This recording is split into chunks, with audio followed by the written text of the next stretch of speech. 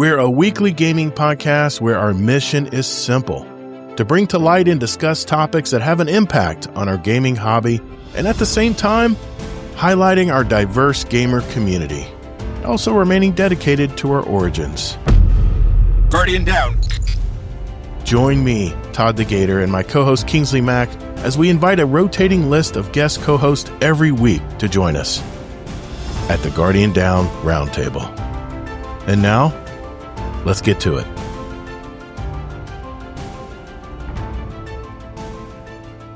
What's up, Guardians? Welcome to episode 367 of the Guardian Down Roundtable. In our podcast, we talk about topics and news that impact our gaming hobby, all while keeping a focus on our community.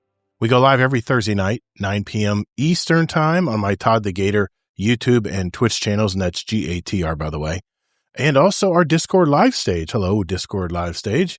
We are a live video show with an audio version available every Monday morning. We love our live shows, so if you're in our live chat tonight, be sure to interact with us if you have any input or comments or even questions, and we'll be sure to mention them or put them on the screen on the overlay here tonight as well.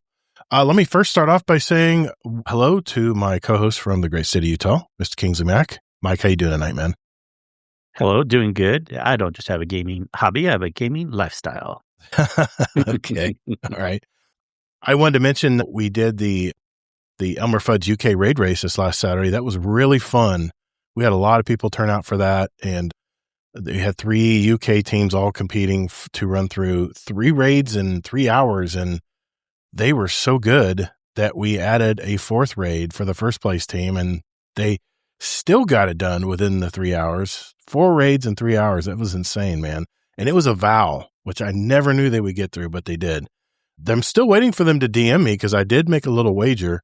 And if you don't DM me, I can't send your gift card, your $25 gift card to Steam. So those of you that were in the first place team on the raid race, be sure to DM me, man. I want to honor my bet. So, but that was a lot of fun. I just want to mention that. Yeah, it was good. I had fun watching it. I mean, you guys kept acting so surprised, like how fast they're going. I'm like, this is normal. You guys forget, I've been to 2 raid races myself, and I've won both, by the way. I'm retired now. But you did. It was impressive. I have to give shout outs. I mean, maybe we could have done this now too, but the fastest time before for King's Fall was our team, 37 minutes and something seconds, and they got it done in 36 minutes something seconds. Wow. So really props good to them. Yeah, they were one phase totems. It's I don't know, man. It's just how it is. If you're gonna be serious about it, it's normal to run them that quick. That was crazy. I was impressed. Yeah. And yeah, I mean, it was going so fast. It was hard to even commentate on what was going on. I was looking at the totems. I was switching over to look at their totems run because they were that far ahead, and they had already passed it. I'm like, my God, I just was talking to Bud for a little bit. I turned over there, and they're already on the Boar Priest. I had to tell you guys, you better stay on them when they hit Oryx, or otherwise they'll be done without you even noticing. We made sure we were tuned in for Oryx, that's for sure. But, well, anyway, we'll talk about our week later in the show, but I just want to mention that. I was on the top of my mind. So here's what we got tonight on the show. It's just a Kingsley and Gator show tonight. Every now and then we like to just kind of chill, sit back, and just the 2 of us, just shoot the shit. And just the 2 of us. I was going to wait for you to do it because I was going to sing it if you didn't. First thing I'm going to do is we're going to just do like a fast fire news segment where we're going to talk about some stuff that's crossed my feed. And I just want to mention them tonight. And Kingsley, of course, after I talk about them, if you want to comment on any of these, please do. I encourage that. And if you want to, by the way, send us a topic or an article or a video that you might want us to talk about on the show. There's a channel in our Discord server called Gaming Articles for Roundtable. And if you're not in our Discord, that's discord.gg/Guardian Down Roundtable, all one word. So be sure to join us there if you haven't already. After that, Kingsleymac has his topic of the week, which is around the looter shooter genre of games. I think we know something about that. And he asks the question, what is the best path for the live shooter franchises going forward? Next, I'm going to share my topic of the week, and that is why gamers don't buy video games anymore. I know it sounds clickbaity, but I'll explain it later in the show. Then we will look and see if Bungie has posted this week in Destiny blog, and they haven't. But I did see their tweet that they do plan on doing a final one. They just are not ready to do it yet. So Next, we're going to do something a little bit differently this week. You might have heard that I was commenting on each of Miklo's speedrun questions last week with a little bit of my input. So since it's been a while since we've done this, Kingsley and I will actually ask each other 25 questions from the master list of the show's speedrun questions. So each of us have handpicked questions that we want to ask each other. And for the record, neither of us know what each of those questions will be. So hopefully nothing embarrassing tonight. But after which, of course, we'll get into our catch-up segment, talk about what we've been watching, what we've been gaming, and what's been going on in our week and our lives. And then at the end of the show, if time allows, we'll answer any questions or feedback from our community. I think we have at least some feedback to talk about. And remember, if you want to send us a question, it's Podcast Questions channel in our Discord, or you can go to our website, guardiandowncast.com, if you want to email us a question, or the things that I do love are those voicemails. So just click that voicemail button and send us a recorded message from your phone. It's that easy. And we may address it live on the show. If everyone's ready, let's roll. Hello, everyone. Elmer Fudd Games here. They say it's hip to be square, but really, it's hip to be Guardian down round. Round is the shape, not like square. It's a podcast. I hope you enjoy it. It's changed my life. It'll change yours too. Actually, if you have, quote, embarrassing questions for me, I would love it because I don't really get embarrassed and talk crazy. I don't know. I don't really have embarrassing for you, but I didn't pick any questions as gotchas or anything. I just had some. I know there were some questions last week that you wanted to answer. I do have one. It's a little bit gotcha-y, but don't worry, it's nothing. That's fine. That's fine. They're innocent questions. But I'm saying, bring them on. I don't mind embarrassing questions. Well, fine. I might look through my list then a little bit more. No, might have to. Anyway, first thing on the agenda this week, we got a few gaming articles that I plucked from my feed, and we're going to briefly talk about each one. The first article is more of a PSA for all gamers and TV users out there. This was mentioned in a tech video I watched on YouTube, and the tech video was concerning LG monitors and TVs.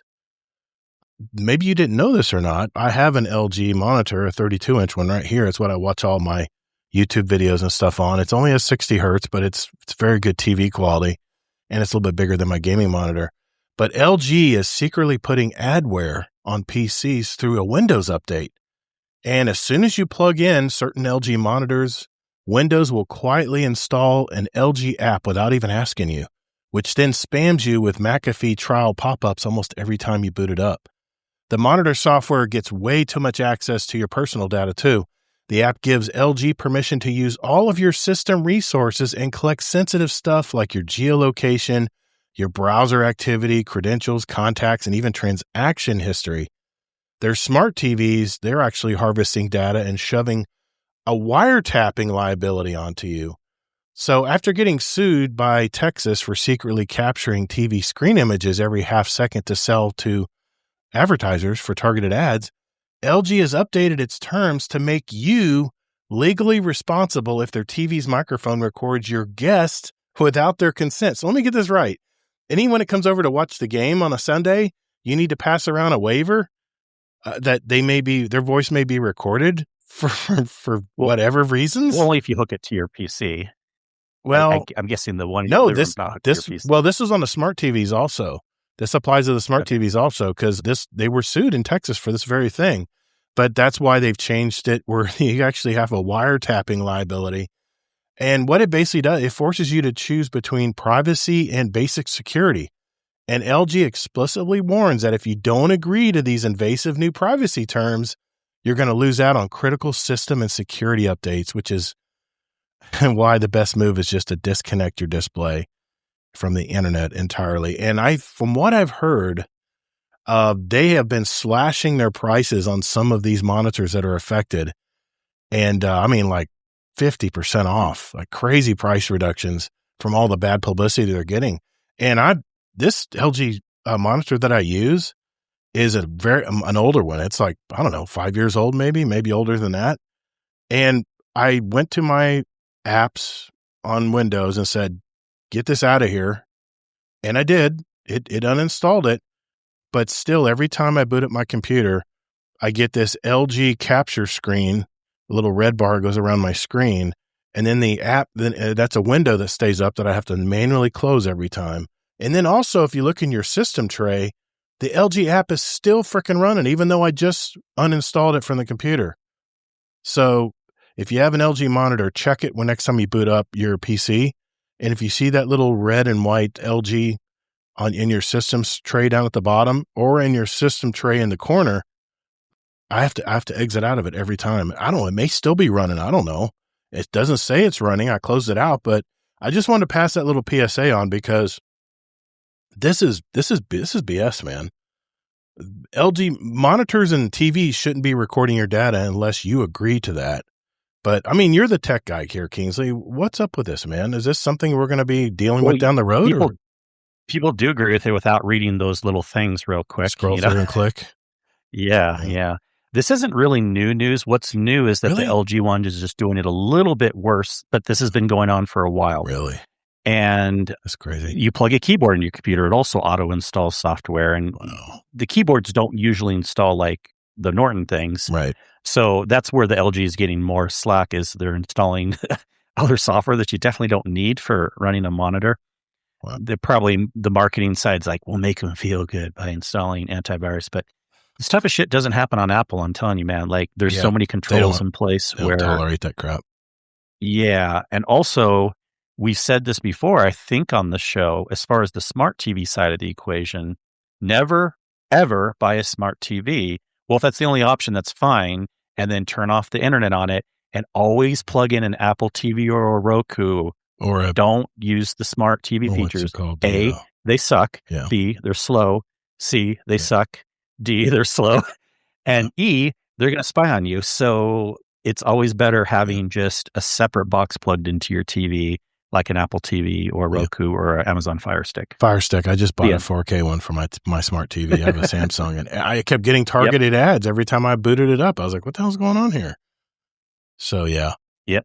So it's always better just having your TV being a dumb TV. Yeah. Because they've been kind of spying on what you watch and stuff for a while now. It's not really new, but if you do a separate device, then at least you can know, like, if the Apple TV's information starts getting out that they're spying on what you watch, then we'll hear about it. But right now it's safer doing like generally a Fire Stick or an Apple TV plugged to your TV than doing the built-in apps.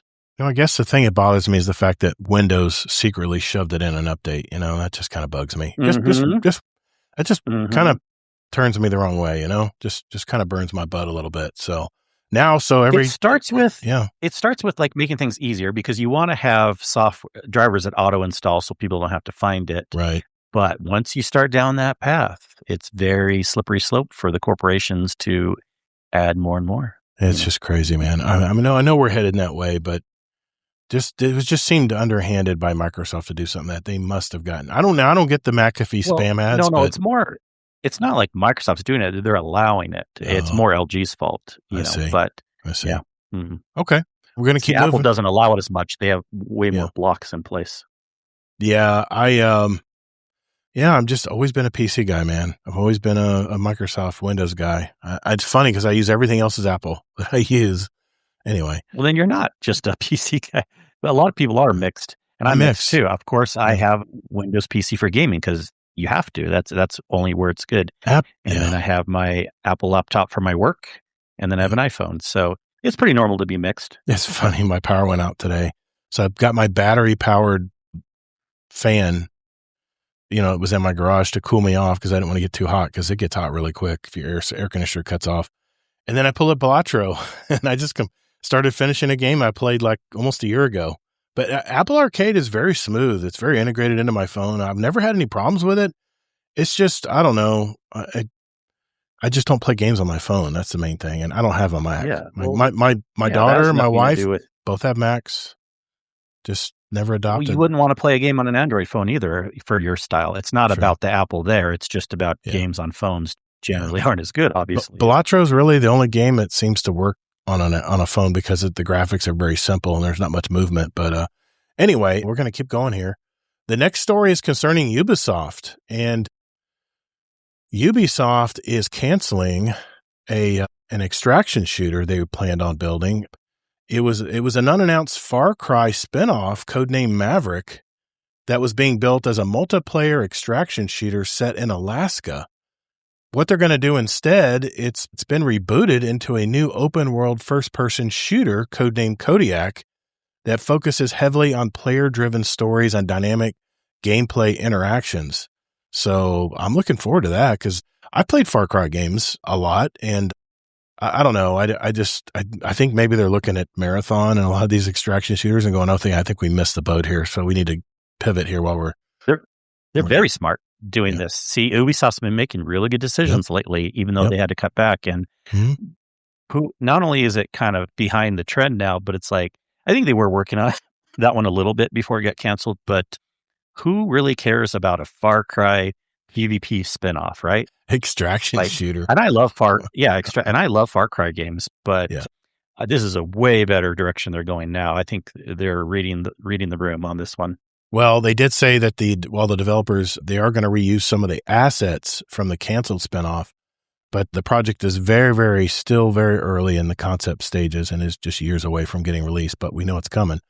As far as Far Cry 7, there have been a lot of internal delays with this game. The next main game in the franchise, Far Cry 7, codenamed Blackbird, has faced repeated internal development delays and setbacks, but supposedly they're back on track. Reports are indicating that the game has recently overcome its main issue and is moving along smoothly, though it still won't be revealed or released anytime soon. And clearing up a little bit of the leak confusion, early rumors suggested Far Cry 7 itself was going to be an extraction shooter, and the new report clarifies rumors were actually describing the canceled spinoff title, codenamed Maverick. So just want to clear that up. Just a little bit of Ubisoft news there. Next, I want to talk about GTA 6. There is an article that just came out for GTA 6, and the question was, will it be available at 60 frames per second when it comes out in November? Former Rockstar staff, including former GTA technical director and producer John Oricchio, indicated that Grand Theft Auto 6 likely won't hit a smooth 60 frames per second on standard current-gen consoles, PS5 and Xbox Series X and S. The trade-off, though, is achieving 60 frames per second requires massive processing power. Rockstar will almost certainly choose high-end graphics, realistic lighting, and dense crowds and traffic over higher frame rates. 30 frames per second is what they're saying at launch. Rockstar traditionally launches, its massive open world games at a capped 30 frames per second on consoles to maximize that visual quality. Performance modes, 60 frames per second, usually aren't added until years later or alongside upgraded hardware re-releases.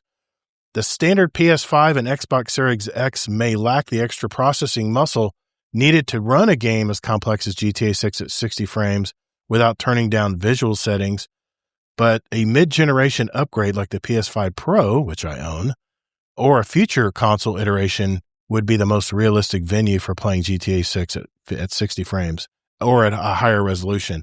So we'll see, because I'm not going to buy it on day one. I don't buy any games on day one anymore.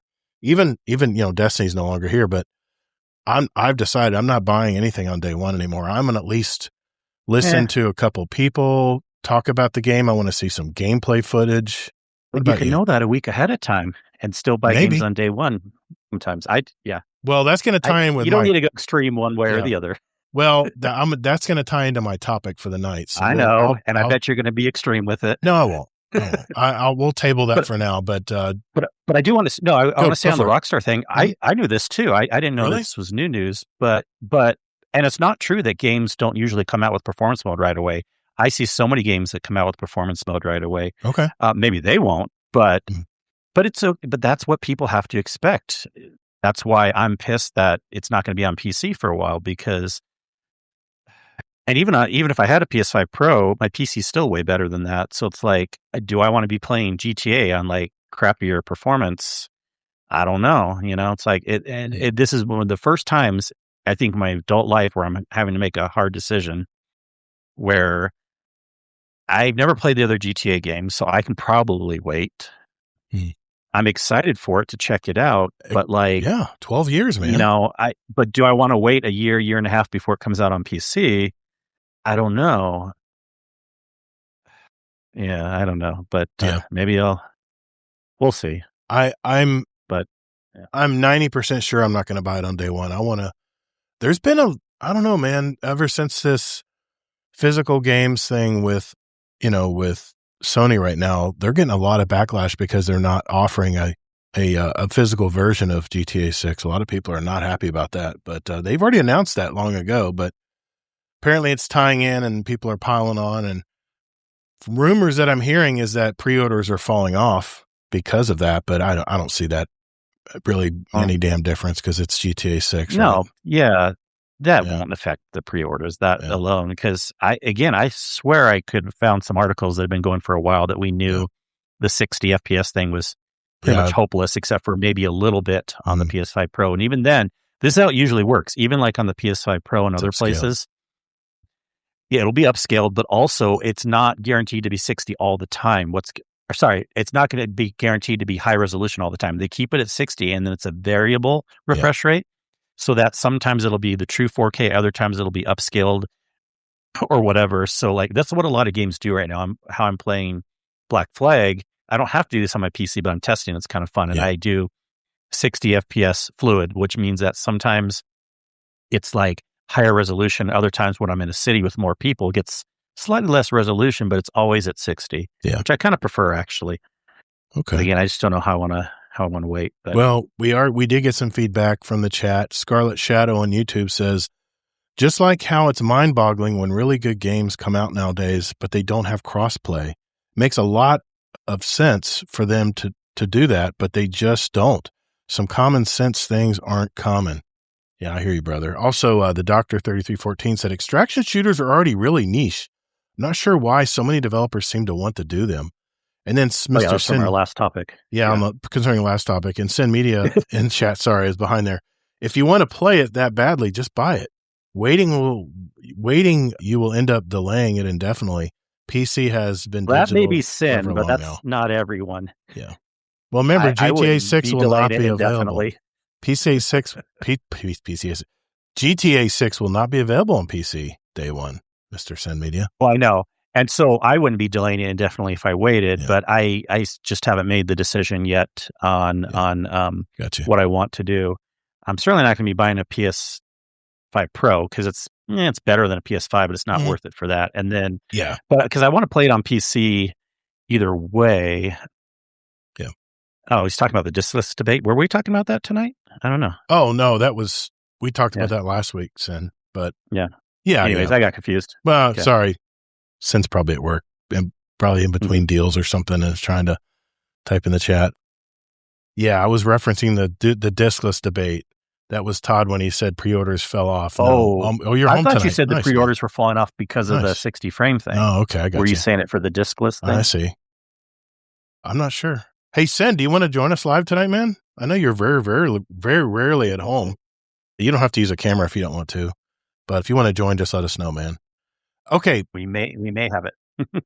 Moving on. I know we just don't see Sin at night very often. It's very rare to catch him. And I know we've asked him to do that on our show several times. Yeah. Anyway, just let us know, brother, if you want to get on and we'll get you in here. The next story, actually the next two stories are relating to artificial intelligence. Users are using AI coding tools like Claude are recreating game mechanics in a matter of hours or days simply by feeding in prompts based on short clips shared online. Cloners are publishing these AI-generated copies on app stores and PC console storefronts before the original indie developers can even finish or launch their own games. It's just instant game cloning with artificial intelligence. It's crazy, man. Indie developer Freya Holmer posted a viral 50-second prototype clip of a game idea, Tetris, but the board rotates when you place blocks. Within days, another developer used AI prompts to build a clone called Rotris and published it, admitting he cared very little about the game itself and felt no ethical hesitation about copying her idea. That's insane, man. Beyond the lone individuals, multi-million-dollar knockoff studios such as Midnight Works are using generative AI at every stage, from 3D models and code to UI, screenshots, and promo banners to churn out dozens of cheap knockoff games in a few months. These operations explicitly name and design their clones to confuse players into buying the cheap, low-quality knockoffs instead of waiting for the real game. Because copying used to require time, technical skill, and effort, devs could safely share in-work progress teasers to build an audience. Now, indie creators are terrified to post early footage out of fear that someone will steal and monetize their idea instantly. And even though AI clones are often clunky and lack polish, many players will buy or download them simply because they are free or just $1 or $2. What do you think of this, Kingsley? I didn't even know that was possible, dude. That's crazy. Well, it is possible. That's what I was saying way back, that it goes with anything creative. We need to have laws in place, and we kind of do with copyright. Yeah. So hopefully copyright's taking these things down as quickly as they're going up. Wow. Because if the people making the game didn't copyright, then they're kind of being silly. Screwed. But if they did, then maybe they have some recourse. I mean, I don't know. It happens with art too. That's true. People have an original creation, and then AI will make an iteration on it. Yep. And unless we build it into the AI somehow, then the only recourse we have right now is taking things down after the fact. And I hope we're okay with that, because, copyright law goes too far in the U.S. at times, but at least in this case, it's going to be a good thing to hopefully take this shit down. Jeez, man. Mikla, how you doing, buddy? How you doing, man? Good to see you. Deo Infamous. Thank you, man, for the follow, by the way, on Twitch. Speaking of generative AI, I have another story for you, Kingsley. I got to be careful not to cross the sins. There is a story now. There's a report from Japan's online gaming association called JOGA found that every single surveyed Japanese online game developer is currently using generative AI. Google's Gemini is the most popular tool, used by 94%, followed by Anthropic's Claude at 84% and Microsoft's GitHub Copilot at 76%. Developers are mainly using AI for analyzing player preferences and predicting user behavior rather than relying on it to create art or music assets. Major studios like Capcom and Sony emphasize that human creators still lead the core artistic process, using generative AI models to streamline back-end work and data analysis. Players surveyed expressed major concerns about copyright infringement and worried that heavy AI use would lead to games feeling generic or overly similar to one another. Studios in Japan and South Korea are rapidly integrating AI into their workflows, while Western developers and players show far more resistance. Western gamers regularly protest AI inclusion, and many studios publicly refuse to use generative AI tools. The general-purpose AI tools like Claude and Gemini remain expensive to run and are heavily subsidized. As AI providers come under pressure to turn a profit and prices increase, it remains to be seen whether Japanese developers will continue using these tools as heavily once the financial costs go up. So that was very surprising to me, man. But it came across in my Google feed, and yeah, man, what do you think of that? 100%. Yeah. So on doing the research and coming up with ideas, that and coding are the two best ways to use AI, in my opinion, because it is true, if you use AI too much, it'll come out with similar slop that other things have. And you definitely don't want to use it for the creative stuff, because that's just rude and taking away jobs from people. And it won't be as humanistic if they're doing the creative side of it. Wow. But for doing the research and for doing the coding, yeah, of course, that's good. Yeah. And then when you say like the Western's been doing it more, but not the US as much. Here's an interesting thing too, just as a side point, the bubble is starting to pop a little bit. Think so? Definitely. Okay. Microsoft, a bunch of other companies, they're slowing their data center acquisition building. They are not getting the sales that they want for people buying AI tools. And not like no one's buying it. It still is very big, but it's not growing to the level we want. And some RAM prices are already starting to come down just a little teeny bit. Oh, man. So that's good news. If I hope it'll be by late this year, early next year, where before we were looking like 2028. Okay. All right. I didn't need more reasons to hate AI, but now I do. The Dr. 3314. I believe the word you're looking for is soulless, Kingsley. There's been major backlash for any companies that are leaning too heavily on AI. But see, that's the thing the AI is too generic of a thing just to say on its own.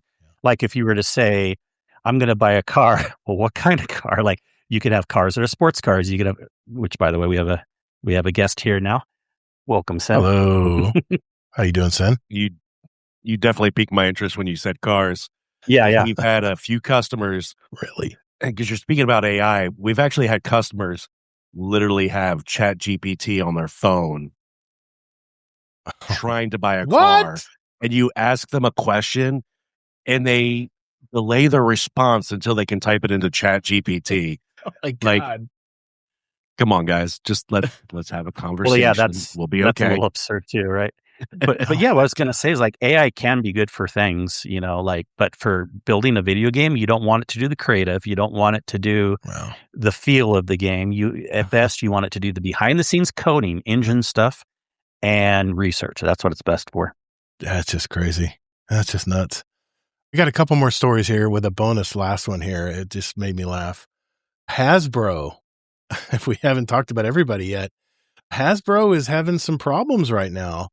They reported a $56 million non-cash impairment charge. Boy, that sounds familiar, right? Sony just did that with Bungie. The financial write-down stems from the cancellation of several lower conviction video games. These unannounced projects were initially scheduled for release in 2028 and beyond. The strategic shift highlights a pivot in Hasbro's digital gaming approach as it scales back internally funded broad genre productions. The trading card and role-playing is what they're going to be focusing on. CEO Chris Cox stated that Hasbro will strictly focus on its internal digital investments on trading card games and RPGs. Genres outside this core area, such as early concept action, adventure, and strategy titles, were axed. Moving forward, Hasbro plans to rely on over 1,000 external co-publishing partners for those external genres to mitigate downside financial risk. While specific names for the $56 million write-down projects weren't fully disclosed, the move follows Hasbro's prior cancellation of a high-profile Dungeons & Dragons action-adventure game with independent studio Giant Skull. The $56 million impairment represents a write-down of a previously capitalized development cost that will no longer generate revenue. CFO Gina Gotter confirmed that 2026 marks the absolute peak of Hasbro's digital investment phase, and moving forward, digital gaming expenditures are slated to decline by at least 25% annually through 2028. Major high-investment flagship projects remain unaffected and are still on track for 2027 releases, including the sci-fi RPG Exodus and the Dungeons & Dragons game Warlock, each budgeted between $100 and $250 million. The net Q2 revenue climbed 16% year over year to $1.14 billion, driven heavily by a 34% surge in Magic the Gathering performance. Jesus, like the old classics. Buoyed by core operational strength, Hasbro raised its full-year constant currency revenue growth forecast to 5 to 7%. And investors viewed the portfolio tightening as a positive move toward financial discipline, triggering a stock surge of up to 12.5% on the day of the announcement. So it seems like everybody's kind of, was hungover with the 2020 fun, and everybody's just finally waking up now. It's like, oh, we gotta run a company, don't we? We gotta actually make money and quit blowing it all, right? And it seems like that's kind of what's going on right now. Is a lot of the studios are just like tightening their belts, getting rid of all the fat. I mean, I'm not down talking any employees or anything like that, but I mean, if you're an employee of a gaming company and all you did was sit around and throw pencils at the roof all day, then you probably need to be cut if you're not doing anything. No one was doing that. I know, but I'm saying. But like I keep saying too, we will have slightly less games. You've been for mentioning the next it. couple of years. Yep, you've been talking about it every Hopefully week. They're good games, though. Hopefully, yeah. Hopefully. Yep. Let's see. Let's make sure there's no. Okay, good. We're good. Okay. I want to make sure we didn't get too far ahead with the topics here. All right. One more topic is, and this just. Well, you have a lot of news articles. No. This one I just added today because it just came across my feed, and I thought you guys would be really enthused by this news. Here we go. I'm just going to say it.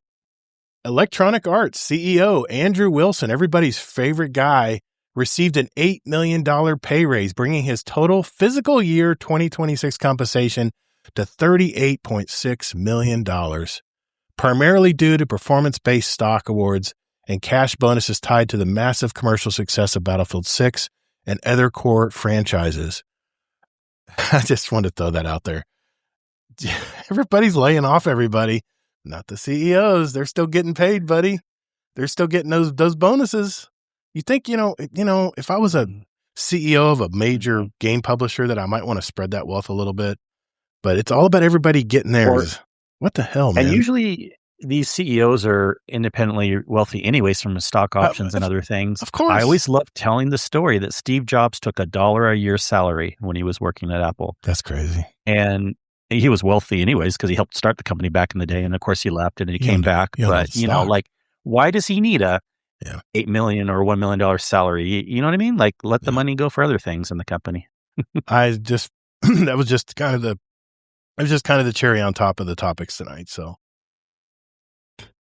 All right. I got to quit. And you know what? I'm really glad we have Sin tonight because you usually have to work or you're not available Thursday night. So I'm really glad this worked out. We got you a little late after the show started, but glad to have you here, man. Yeah, man. Yeah. I left work a little early. And when I got home, I was eating my Taco Bell and I was like, you know what? Let me just pop on and listen to what you all were doing. And you had asked at the right time. I was just finishing that last bite. Nice. Well, I'm glad you're on the show tonight. Took off your pants and went to bed. Right. Exactly. I was still dressed. Nice. All right. Kingsley's topic is next. We'll be right back.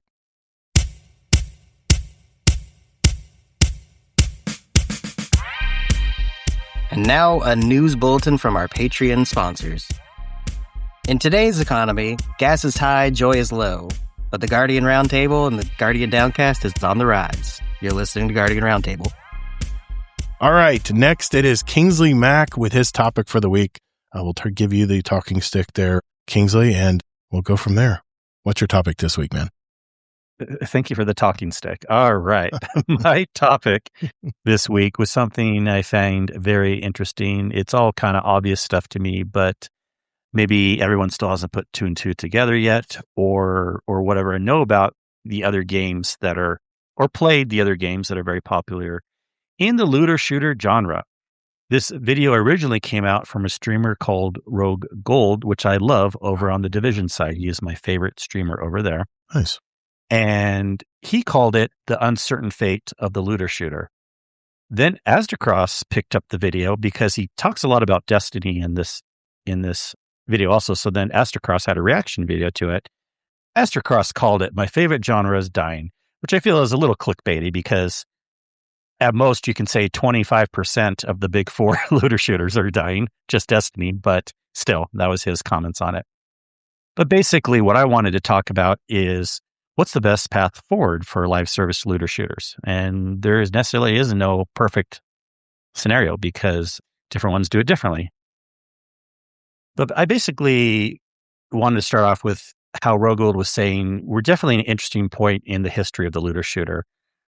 He starts off with how he actually got started with Destiny 1 before he got into the Division. He played Destiny 1 on the Xbox, and that's what really got him excited in looter shooter type games. And he also claims that we don't really have tons of standout games out there. There's really the big four. I think most of us can agree, but let me know if you think there's another big one. But the big four of looter shooters, and this isn't just live service, but we got, of course, Borderlands. Mm-hmm. We got, of course, Destiny. We got the Division, and we got Warframe. He kind of calls those the big four looter shooters. Now, there can be other ones, but he just gives those as the examples for going forward in the video. And this really piqued my interest because I love all those games. So he then goes on to talk about where we are today. Borderlands, of course, as we know, is on Borderlands 4. They've been doing pretty good. You know, not everyone absolutely loves all their games, but they keep pumping out new games and generally have pretty big reception. They have the spin-off games, Tiny Tina's, all that stuff. They've never really done much on the live service model, of course. They don't have like seasons and seasonal events as much, but they do have a little bit of live service stuff mixed in there, but they're mostly on the big game, a couple DLCs, and then a few years later come out with another big game. And that's worked for them. Warframe, of course, that's an interesting thing. Warframe, it's doing great. It's still technically the same game that came out a long time ago, but tons has been added. And from what I understand, hardly anything's been removed. And people really enjoy that, and it's worked well for them. The Division, we know where that is also. It's been continual life service like Destiny, and it's actually worked pretty well for them. They've even actually had increases in population over time, especially with the Division 2, and things have gotten better lately. And as we know, Division 3 is actually actively being worked in development right now. And then, of course, Destiny is now put on ice with no current plans for any live service or new iterations as of right now. But he goes on to talk about, as another interesting point in this video, which is a little like conspiracy theorists, like funny coincidences, but I still wanted to mention all these things that, I don't know if you guys know, but Destiny and Division has some really interesting coincidences between the two. First of all, their DLC release structure is very similar. They both have things like raids and dungeons. Now in Division, the things are like dungeons are called incursions, but they have like raid type things too. They both can be called D1 or D2. They both came out with their second iteration 3 years after their first game. Mm-hmm. They both lost their PvP teams to other projects about a year into the second game to work on other incubation and spin-off things. Really? Both have mobile ports of their games that act similar. That's true. And they feel similar if you play them. And they both start with an R, Destiny Rising and the Division Resurgence. Oh my God. So I just wanted to have that little fun. That is crazy. Spin-off. Yeah. I don't know if you guys realized how many coincidences there were there. I didn't realize that. Yeah. But then Astrocross went on to say how the Division's really a game that he finds most similar to Destiny as far as looter shooter vibes. Of course, Destiny is space operatic and Division's real world gritty post-apocalyptic, but as far as like weapons, upgrading things, just the feel of it and everything. And I really agree, because when I popped into the Division, I really enjoyed playing that game, having a similar feel. Now, Road Gold says, however, that whenever he hears discussions on what people want to be done in both the games, they're very similar too between the Division and Destiny. A lot of people have been saying in Division, we want a Division 3, and they are making it. A lot of people have been saying we want a Destiny 3, He admits that even just a little while ago, not everyone felt that way. Of course, we know that too. Like, a lot of people don't like the idea of starting over, right? That was one of the biggest reasons why we said we don't need a Destiny 3, because we don't want to lose our stuff. We don't want to start over, yada, yada, yada. But then he gives, all the reasons why he thinks it's generally a good idea that you need to have a new version of the game from time to time. And these are things I've been saying for years. Certain point, the biggest thing is tech debt. One of the biggest reasons to have a new game. Now, again, Warframe is making it work, but generally, I'm sure people on that side too could say, some people could at least say like, oh yeah, there's things that'd be better if we made a new Warframe game to get rid of the tech debt. But we really feel it with Destiny and with Division and stuff. And by having a new game, we would hopefully have a better engine and get rid of all this tech debt stuff. He says that he thinks like at a certain point, you just have to have another game. I mean, we had Destiny 1, Division 1 for 3 years, and then we had the other games for about 8 years. And then, and then it's time to kind of make another game and move on. I mean, whether it's the engine, the spaghetti code, or whatever, there's just so many reasons to create a new game. Also, a progression reset. How many people have I heard, and it's not just the final shape thing, but I've talked to tons of people that said, well, I just don't want to and yes, now it's on ice, so they feel more of a reason to come back. But before, and even some now, like a lot of people won't come back unless they make a Destiny 3. If you make a Destiny 3, everyone can start from scratch at the same time. We're all exploring things at the same time. We're all earning weapons at the same time. I know tons of people that said they would come back if we had a new game. He did say one other interesting thing, that even though we don't have a Division 3 yet, or obviously a Destiny 3, both games did do major gear refreshes recently to keep the current game interesting. Of course, in Destiny, they came up with the tiered system. In Division, they came out with something called the prototype system. These are both things that came out fairly recently to try to revamp the game. But wouldn't both of these things have been better to just wait for the next game? Imagine again, if we had Final Shape and then we had a pause, and then we got the tier system with Destiny 3. Now, of course, everyone's saying, oh, no, I'm glad we have it now. And I get that too. But like, if they could have had a plan where we had these new weapon systems in a new game, it would just make so much sense. But one of the biggest reasons why people want a new game is that sense of exploration again, right? Mm-hmm. It's a whole new game. Like, no matter what you do with seasonal stuff and you try to switch up and make new activities and stuff, there's nothing like having a brand new game where you're exploring all these new worlds, you're seeing the maps, you're playing all these new things. And that's what I've felt for so long too. Like, once Division 3 comes out, or if we had a Destiny 3, it's going to be so fun to pop in these new worlds again. So he's really hopeful with Division 3 because the devs have mentioned how Division 3 should be as meaningful as when Division 1 first came out. They're planning on making quite a bit of fun exploration and new systems that will really make it so people will come back. And he's also hopes that there will be more games to come out in this genre, but it seems very unlikely right now for anything to get as close as Destiny, Division, Warframe, or Borderlands. I mean, we admit, like, unless this Cube game or something, how likely is it that another game is going to match these big juggernauts? He's very heartbroken about the Destiny news. I mean, this is one of the coolest things too I've seen from so many people, from the Division community, the Warframe community, all these other people that love games that are similar to Destiny, that they see this happening with Destiny and they're like, well, we hope it doesn't happen with us. And we know it can. And so there's been so many great support from other game people out there because they see potentially it could. And the question is, what are the best plans to go forward with that? Finishing off, and this was mostly stuff Rogold said, but Astrocross said at the end that, yeah, he says that we're all very lucky that Ubisoft did decide to double down on what's working for them. And we should all be very happy that Division 3 is going to be coming out because who knows how this genre will be down the road.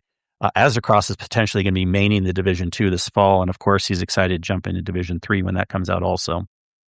So what do you guys all think? I still really think the best potential model is coming out with a new game from time to time, like what Borderlands and Division's doing and what Destiny should have done. But who knows? Sin, start with you, man, since you're our guest. Well, thank you. I actually do think that the new game coming out would be a big win. And I think Destiny 2 kind of drug it out for a little too long, right? And going back to what you were saying about all that spinfoil hat theory about Division. That was just fun. I don't really believe it, but that's crazy. Yeah. I hope if that trend follows, maybe Destiny will get onto get to it and start making their third iteration of it. But I agree. I think the new game is a nice thing to have. Like you said, the exploration and just kind of experiencing it for the first time. There's something beholden to that, I guess you would say. That was the lore that got me hooked in Destiny originally, right? The first Destiny 1, even though I came in late, just exploring everything and experiencing everything. Destiny 2, learning it from day one, ground up as the game built up, and just experiencing everything and getting to play everything. There is something so nice about doing that. So, yeah, I would agree. New game from time to time would be the way to go. And you've played the Division some. You've played Borderlands. Have you played Warframe at all? I'm trying to remember. I played minutes here and there, and I never got really hooked on the gameplay or the style of it for some reason. Then it's okay. Yeah. There's nothing against it that I have. It didn't hook me personally. Sure. But yeah, I mean, it's interesting how all these games can kind of compare to each other. Yeah. What do you think, Todd? I'm amazed of the comparisons. I didn't even realize that until you mentioned it tonight. That is insane that they use pretty much the same pattern. Couple things I want to mention. Thanks for your story. One, the hardest, I don't think the biggest thing that wore me down with Destiny is the seasonal activities. I played them 2 or 3 times and I was like, yeah, I've kind of done this already. I want to do something else different. I need something different. And I just never felt that. And that's why I really never did much of the seasonal activities. Yeah, the loot, I would, if the loot was good enough, it was a pulse rifle or something I really wanted, then I would just put my head down and grind and get it done. But I don't think we're in the same gaming time today that was around in 2014 and 2017 when the Destinies were made. I think the environment's much more volatile than back when they made the original Destiny games. And the problem with live service looter shooter games is it is such a treadmill for these developers to have to create something every 90 days, for the seasonal content. And not to mention the seasonal, the special seasonal events that they had too. They had a whole separate team that did just seasonal events like Solstice and, Guardian games and all that stuff. They always had to produce something new, and they always did a great job, by the way, of producing new stuff, especially in the end. But I just don't know if there's a company that has that firepower anymore, unless they integrate more AI into the equation. And I know we've been down the road with AI already. We don't want too homogenous of a game where they all look the same and it's the same pattern, the same movements, the same guns, everything's the same. I totally get that. But if they can use AI to speed up programming, like you mentioned, Kingsley, or speed up doing research on maybe even lore, creating some lore, or at least having a starting point to get starting and get writing, that's what I use AI for when I'm writing an article or something. I use it to give me a synopsis of something, and then I'll write it out in my speak the way I would write something out, like an article, and go from there. But I don't know, especially in today's climate, if looter shooters even on the same scale as Destiny 2 is even possible anymore. Man, I would so love to see a Destiny 3. But the main thing is, and you mentioned Warframe. Warframe is its own animal.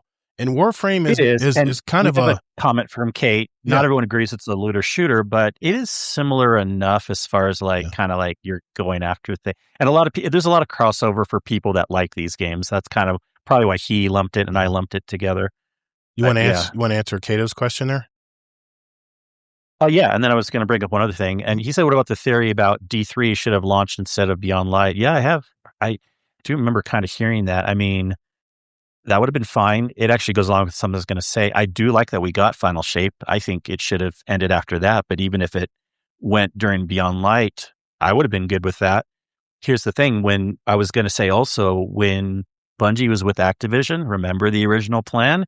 Come out with a new game about every 3 years, just only have one big DLC. And then game comes out, a big DLC 1 year later, and then a year or two after that come out with a new game. And the original plan wasn't for Destiny to be as live service-ish. It was going to be more like a Borderlands model. Right. Now, we can have revisionist history and say, well, would that have been better or not? But I don't know, man. If we were like Destiny 4 by now, Destiny 3, something like that, we could be in a good situation. I was just going to ask you that. Who knows? I was going to ask you if they went that model, if Activision really, put the gas on, put the foot on the gas pedal and said, no, you guys need to produce a game every 2 years like Battlefield does. I wonder if they would be in this spot right now. 2 years is a little quick, maybe like a 3 year-ish, but okay, every 3 years with maybe a major. That's what Borderlands does. Yeah, they have a major DLC, and then they're pretty much on to the next game, right? I think they put one DLC out, or maybe every few years. Yeah, and then 3 years can lead to 4 years, but still kind of like that 3 to 4 year max with a big DLC in the middle, and then I think that's a good model. Yeah, I mean, I would be curious if Bungie wasn't so independent, if they were, had to do what Activision said back then when they were basically run by them. They were the publisher for Destiny games. I just wonder where they would be today, because I know we as players would complain that the DLC, they didn't have enough DLC and that it was too formulaic. Maybe it was made maybe too Call of Duty-ish, kind of the same maps and Crucible and stuff, but maybe a little twist here and there. But I don't know, man. I guess, hindsight's 20/20, but I think this is what I hope. I'm not going to tell you what I think. This is my copium speaking. This is what I really hope is going to happen in the future. I think right now, there's a little bit of fatigue around looter shooters. I think, and if you look at be ready to drink, be just for you. If you look at Arc Raiders to me is a looter shooter. I'm shooting arc enemies, and I'm looking through cabinets looking for something, and boom, there's that blueprint I've been looking for. Now I can make it on demand. That's a looter shooter in my mind. But then you include, of course, the stupid PvPvE aspect to it, which there again, that was a PvE game that was stuffed with some PvE elements to make it a little more exciting on the map, which I don't think is needed. Whereas Marathon was a PvP game, and it was stuffed with all this PvE stuff, and you can tell it just doesn't jive. I mean, it was great for the first week in Marathon, and then it went right back to the regular levels again. It's like you could tell people tried it, said, nah, it's not Destiny, and moved on. But I just don't know, man. This is what I really hope, though. This is my copium speaking. I hope that Sony's going to hang on to the Destiny franchise, and they're going to wait a few years, and then basically a Destiny 3 or Destiny Online or Destiny whatever is going to come out maybe in like 2032 or something. Way down the road after people have kind of forgotten the good old times in Destiny, and they see a new Destiny game. I can see it at the Game Awards now. Destiny 3 or Destiny Revised or whatever. Destiny at the end of the screen, where they always flash something at the very last second to freak everyone out. I could see them doing something like that. Then Sony would be the hero, right? I don't know. Yes, but I think the big thing you got to separate is people aren't done with the looter shooter. They were just done with the same formula and not getting a new game like Destiny 3. I promise tons of people still want looter shooters. So the fatigue was just the same old thing, not that we don't want looter shooters right now. Yeah, and the Dr. 3014. We have comments in the chat that are kind of confirming that. Yeah, he says, I don't think there's fatigue. I think people are just tired of the same thing over and over again. Yeah, I get it, man. Yeah, I get that exactly. Cato says, we had the 400,000 people signing that they want Destiny 3, so there's not that much fatigue. Maybe I'm wrong. Maybe I'm wrong, Deadpool. Yeah. Maybe I'm wrong. I don't know. They just didn't want the same. We were just getting the same thing over and over. That's what people didn't want, All I know is I've tried to think about what is exciting. What is it about Arc Raiders that has me excited right now? It's just, today I went on Buried City before the show. And, well before the show. I got rained out today. And I said, you know what? These maps are so huge. I've put 400 hours in this game already. And I still don't know every nook and cranny of all these maps. They're just so freaking enormous. I want to go in every house and look in every nook and cranny on the outside and then work my way to the inside where most of the action is. And I was amazed today at how much I haven't looked at on these maps. And there's like 6 maps. I got a lot to do still in this game, even if it's not all about the loot. Just like you said, Kingsley, the thing you love the most is the exploration. And that's the part I'm enjoying right now. And this, unfortunately, Arc Raiders is my looter shooter of choice right now. It's what's got me playing or checking in at least every night for my new hobby game. And, Embark's got their own set of problems. There's a cheating scandal. There's all kinds of problems they're having right now in the community. But yeah, man, I don't know. I would love to pick the brain of the developers of Warframe and ask them how they still keep it fresh. I mean, and I know one of the reasons is because they don't frickin' sunset anything. You can jump in that game today and go back and earn all the gear, and it's a free-to-play player. You can go back and put your time in and earn everything in the game, and there's a lot of stuff from what I heard in Warframe. There's a lot of stuff to get. Maybe that's what keeps people, making it more like a hobby-type game, but I don't know. It just, the interface just didn't agree with me. I've kind of got a little motion sickness, but I'm going to try it again. I'm going to try it again. Put enough time into it. I'm going to try it again. Yeah. Would you give that one 15 minutes? What are you talking about? The topic? Warframe? No. Oh, Warframe? How much time did you give Warframe? 15 minutes? I tried it the first time when my PS4 first came out. I tried it because it was free. They installed, they can install it for free on the PS4 when I first bought it. I think I made a character and played the opening scene, and then I was like, yeah, maybe I'll come back to it. Yeah. The doctor, he says, as a Warframe player, yes, it's a lot. But the fact is, they keep everything in the game. They just keep adding to it. But like Kingsley said, Dr. 3314, there's technical debt.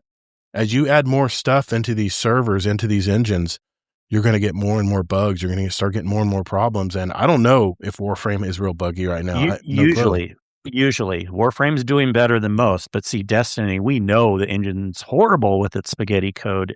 Destiny needed it more than any other game, even more than Division. Yeah. And they were the ones that were holding on the longest. They were. Well, and then Warframe. But Warframe was already, it seems like it's in a pretty good spot. They've been doing surprisingly well with what they have. I mean, I don't know. I'm not seeing like tons of people out there saying we need a Warframe 2. Okay. But maybe I'm wrong on that. I just need to jump in and just give it another try and just start a character and just jump through and play the initial campaign stuff and see if I like it. That's just what I need to do. But I guess it's different. It's technically free to play, but again, it's the best of. You don't even really think about that if you come in with a certain mindset because there's so much to do. And I'm still trying to get back into Cyberpunk 2077 because now it's a great game all of a sudden because they finally fixed everything. No, a long time ago. Okay, it was definitely a long time ago. Okay, yeah, it's been a great game for a long time now. But think about it. The second year they fixed it. There's no more. First year it was kind of buggy. Yeah, it was just the first. Well, year there's no more FOMO in Destiny now, so it's like I've been released. It's really weird, man. It's like when I sit down to play a game now, I can just scroll through. I have all these games installed on my hard drive now, and I'm like, okay. Maybe I'll play some Pragmata tonight. I did play about 2 hours of Pragmata. Will you still want to raid with us? I do that. I look forward to Saturday. I look forward to Saturday night every night. Mainly for the company. I mean, the raids. Yeah. I mean, we still have stuff to learn on the what do you call it? The new event. The raiding. Oh, the later Pantheon. Yeah, we still got Pantheon stuff we need to do, and we still have a lot of stuff to do. But I'm in no hurry, man. If we want to run someone through a Desert Perpetual, I'm good with that. It's about the company. It's not really about the game. I mean, I enjoy the shooting mechanics and the fact that I know how to do most everything as long as I can focus. But yeah, I mean, it's. I saw the article and I didn't watch the video at first, but I did watch it back, and yeah, there was a lot of good points in there by Rogue Gold, and I haven't really watched a lot of his stuff, but maybe I should. I know you said he's a Division player, right? Yes, if you ever get into Division again, he is my favorite content creator to watch because he's very practical about stuff. He's not like as some of the other content creators have more clickbaity titles, or they're a little more just on like, he just does it for good purposes, I feel like. Yeah. No, that's all I had to comment about. I mean, my basic copium statements that I usually stay when it comes to a future Destiny game. But, okay. You never know. Stay hopeful for the future. I do, man. I'm always open. I'm always hopeful. And Doctor's relaying about Warcraft. He says they've done surprisingly well. It's buggy at times, but never Warframe. It's buggy at times, but never anything game breaking. You don't start a character, you'll be right where you left off. Also, the new player experience has improved in the last year. I know that's been a big problem with looter shooters is getting people into the groove. Yeah. That's always been a problem. I mean, even Warframe. That's another reason to make a new game, but Warframe somehow is making it work with the new player experience. And I think just for future reference, if there is a new Destiny, they need to start with the new player experience and then build the game from there. You know what I'm saying? They need to have the new player experience in mind because the only way a live service game grows is from an influx of new players who want to try it. And if they jump into a game and they're just confused as hell, they're just going to go play what they normally play. It's hard enough to get people to break out of their normal games, So when they do finally decide, oh, my friends are playing this, so let me go ahead and jump in here and try it because my friends say it's good. And you jump in and you're like, but what is, you know what? I'm going to go back and play Call of Duty. I'm just going to play what I'm comfortable Sounds playing. Like a sound clip. Nobody clip that. Yeah, don't even clip that. But yeah, it does teach you the basics, he says. Yeah. So, okay. Well, it's a good topic. Good topic, Kingsley. Thank you for coming up with that this week. And we're going to move on to my topic next. We got a lot more coming, though, guys. We got a lot more stuff in the show coming up. And we'll do that right after this. Hey, Guardians, even though we're now the new Guardian Down Roundtable, all the ways you can contact us are the same. Just go to GuardianDownCast.com where you can email us, write us a review, send us a voicemail that we might air on the show, by the way, and even listen to past episodes where you can also search for a particular guest of the show. I use this every week to find past episodes that our guest roundtablers are from, so you can go back and hear them and hear their story. GuardianDownCast.com. All right, so for my topic this week, I was watching some videos on YouTube that kind of got my attention, and I thought it would kind of be a good talking point this week. And I asked the question, why are gamers not buying video games anymore? I mean, no, I know I'm leading you on a little bit here, but what I mean is that gamers aren't buying games. It's the fact that gamers are sitting back and waiting to buy games versus buying new releases on day one. And the fact of the matter is that gamers are tired of paying $70, $80, $100 on these hyped releases that, on day one almost seem to be incomplete. buggy, and all the same thing. I mean, I must admit that when I bought Battlefield 6, 2 weeks after its initial release, I played about 2 hours of it, and honestly, I got bored.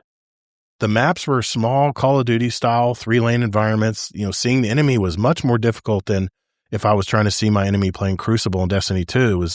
The interface was much cloudier and grainier and wasn't as crisp as the Destiny 2 game. But mainly it was just the same old Battlefield. Nothing really inspiring to me. I mean, no holy shit moments while running around and shooting. Now, almost a year later, all of a sudden, Battlefield 6 is in the spotlight again with these big air, sea, and land battles. And I'm sure you guys have seen all this stuff on YouTube going around right now. Jack Frags, and they're all loving this game now, which reminded me of so many great moments playing Battlefield 4. I sunk hundreds of hours just exploring all the little islands, trying out the new gunner speedboats, or just sitting on a carrier way back in the ocean and sniping people on land. I mean, it seems that Battlefield 6 was really pushed out too early. And now that all the work is, that was already committed to the game has come to fruition after a full year of declining players. I think they lost 80% of their player base. Almost like this was the year that it was actually intended to be released. And then you have Cyberpunk 2077. Years later, it's supposedly huge fun, and I finally jumped back into it. But after it sat in my library for years, I paid full price for that damn game when it was all buggy. Less than 1 year. Okay. Years. All right, technically a year.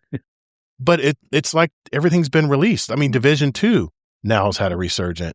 Yet another example of a game that is getting more complete and better years and years later. So the core issue, I think, is price versus value. The narrative that nobody is buying games anymore, it is probably not accurate completely, but I think people are getting a little smarter now. Premium releases, they're coming bundled with deluxe editions, early edition, early access tiers, battle passes, microtransactions, and all the bugs to go with it at launch. But smaller games like Subnautica 2, Clair Obscure Expedition 33 launched between $30 and $40, and I got to throw Arc Raiders in there too. That was $40. Solid performance, full content, and they're making full price AAA titles look overpriced if you compare the two. Now, games were technically more expensive in the past. If you look back at past games on Nintendo, Super Nintendo, Chrono Trigger was launched at $80, which in today's prices is adjusted for inflation. It's a $175 game. But development today is more efficient. Modern engines, you got standardized code, you got automated tools. That means individual developer productivity is far higher than it was in the 90s. And despite high efficiency, publishers are ballooning team sizes up to 1,000 plus people. I mean, we know about that with Bungie. And the budgets to hundreds of millions of dollars. It's forcing prices up without delivering really anything more valuable. Gamers have just learned that waiting 3 to 12 months yields a better product. The game gets patched, it goes on sale, and receives genuine user reviews. A case study here was Devil May Cry 5.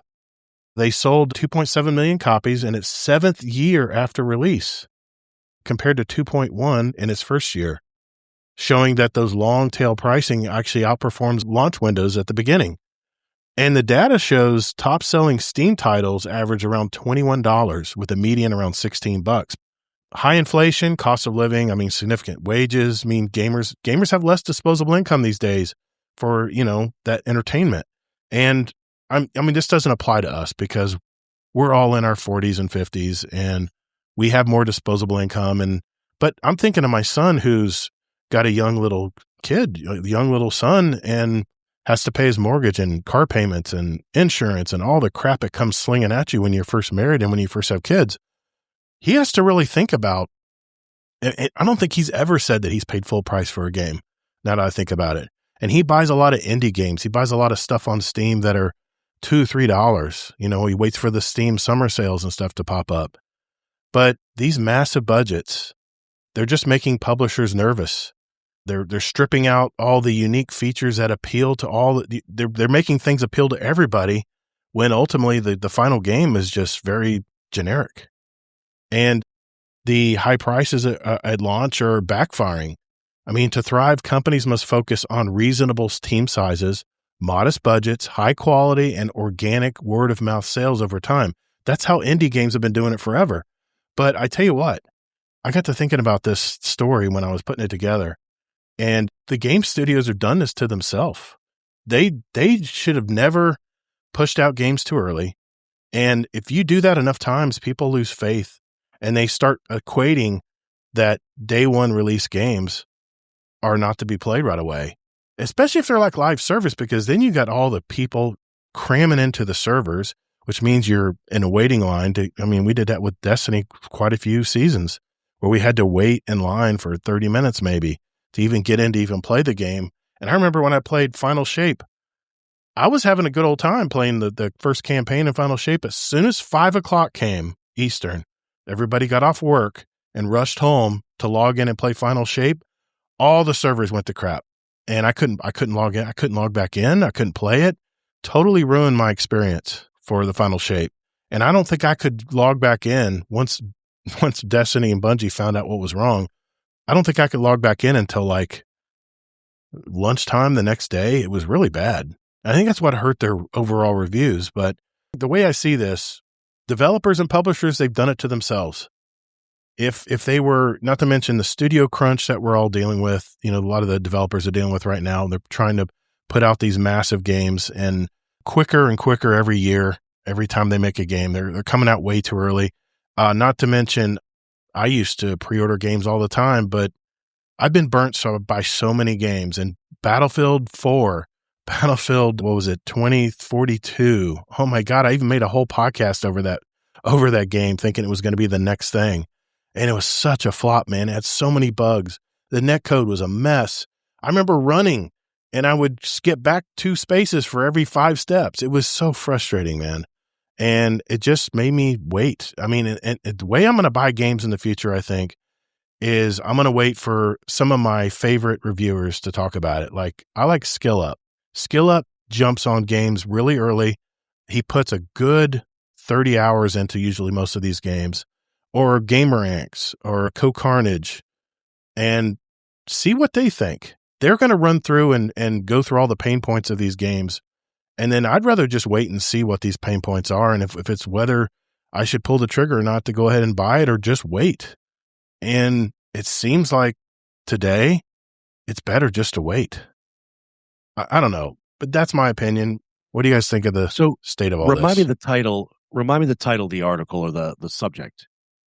The subject was throws a million things at the wall.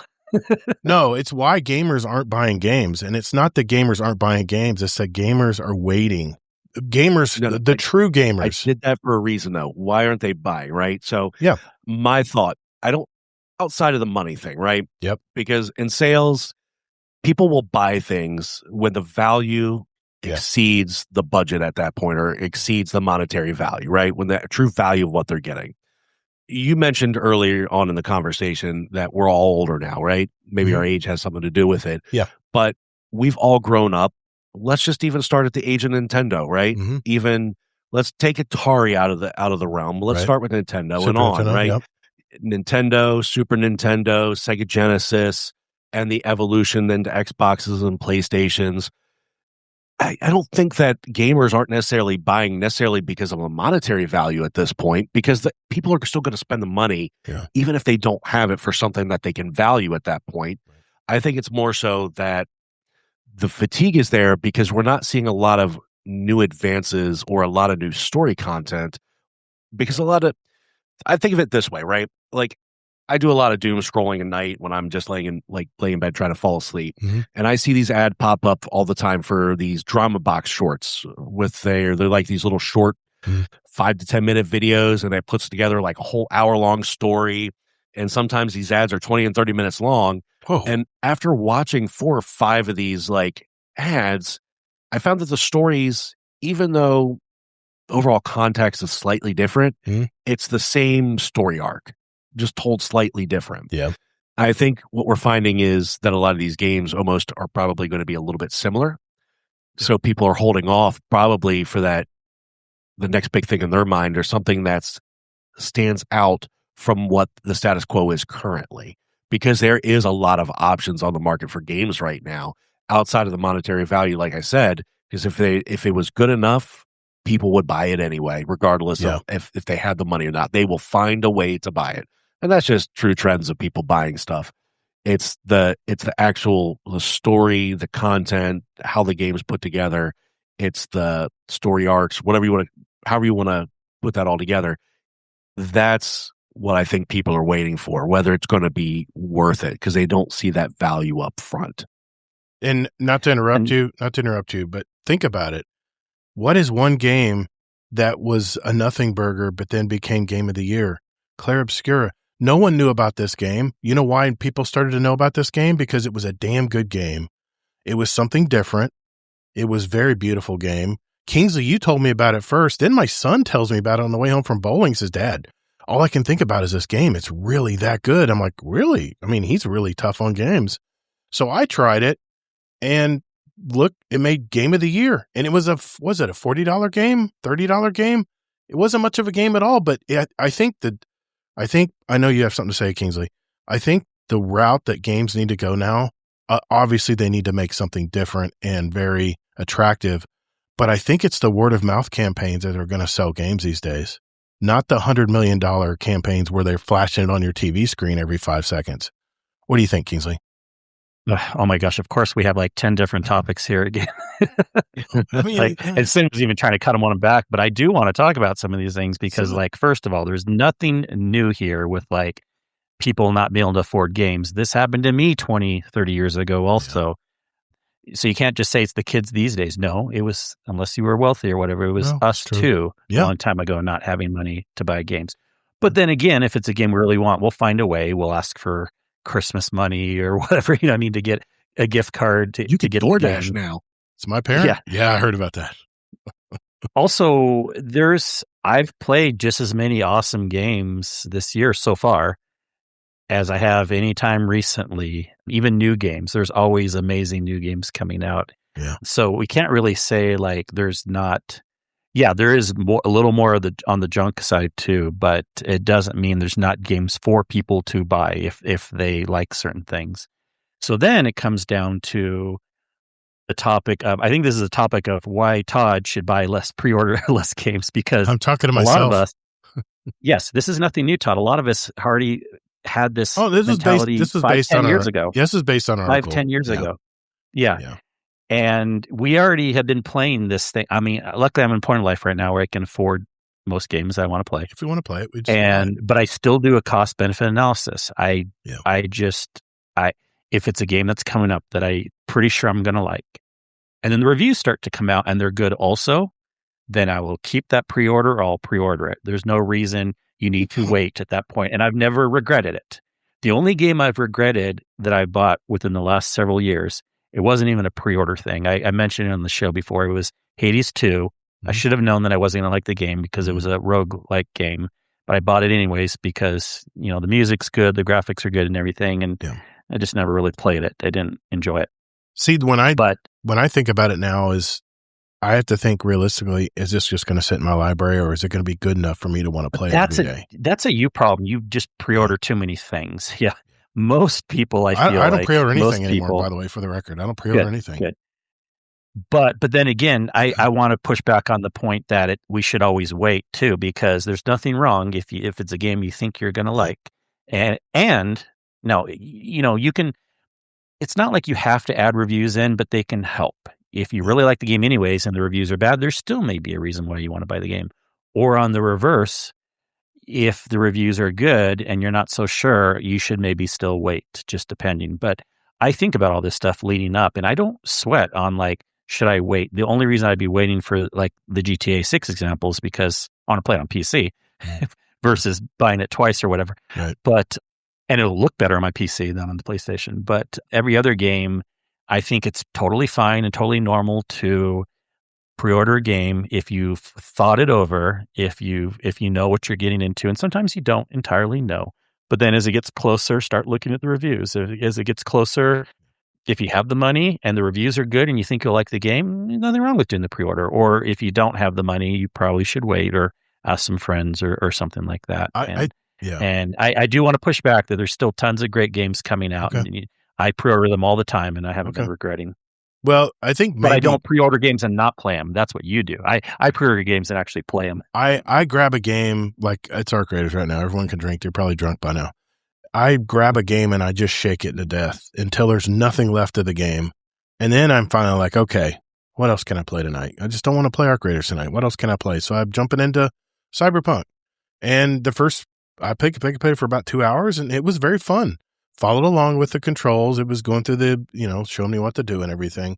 But I think when it comes to reviews, Kingsley, I think you need to find a reviewer that likes games the style that you like them. And for me, Skill Up, Of course, he's younger than me, obviously, but he really loves Destiny. And people gave him so much shit because he always kept talking about Destiny, how great it was. And that's the guy I want to listen to because I know he has the appreciation for Destiny like I do. And the same goes for the Forbes reporter. Jesse, Yeah, Paul Tassi. He loves Destiny. He plays a ton of it. But then when he puts a video out and says, I just can't get myself to play it anymore. I think this might be the end for a while. I understand where he's coming from because I'm kind of feeling the same way a little bit. Other than, our Saturday night raids and stuff, which I look forward to because that's more of a social thing. Are you going to move to Power World like him then? No. I'm Didn't not. think so. I didn't. I was not raised like my kids around the. Don't you do that? It has nothing to do with being a kid game. I'm not in the trading cards. None of that stuff. But anyway, no, it's not. Yeah, yeah. But Sandy, did you have anything else you wanted to say? Or did you say you speak your piece? I spoke my piece on it. Heck yeah. You spoke your piece. Yeah. Doctor says I'm a young guy. I can't afford new games these days. Halo Campaign Evolved was the exception. Well, then I'm going to ask you, Doctor. How is Halo Campaign Evolved? I saw it on my PlayStation 5 screen today. I'm like, is this a typo? What the hell's going on here? It's actually on PlayStation, a Halo game.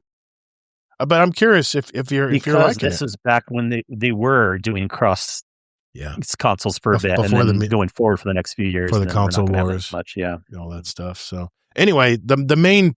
I'm sorry if I go off on a diversion. I tend to do that sometimes, or all the time. But my main thing was players are getting smarter now, and they're not going to fall for these pre-order this and you'll get this skin. Smart. Get this, this special skin that everyone's going to have if they pre-order it, and it's not really special because you got it for free for pre-ordering a game. That's the way I think about that pre-order stuff now. Anyway, getting smarter.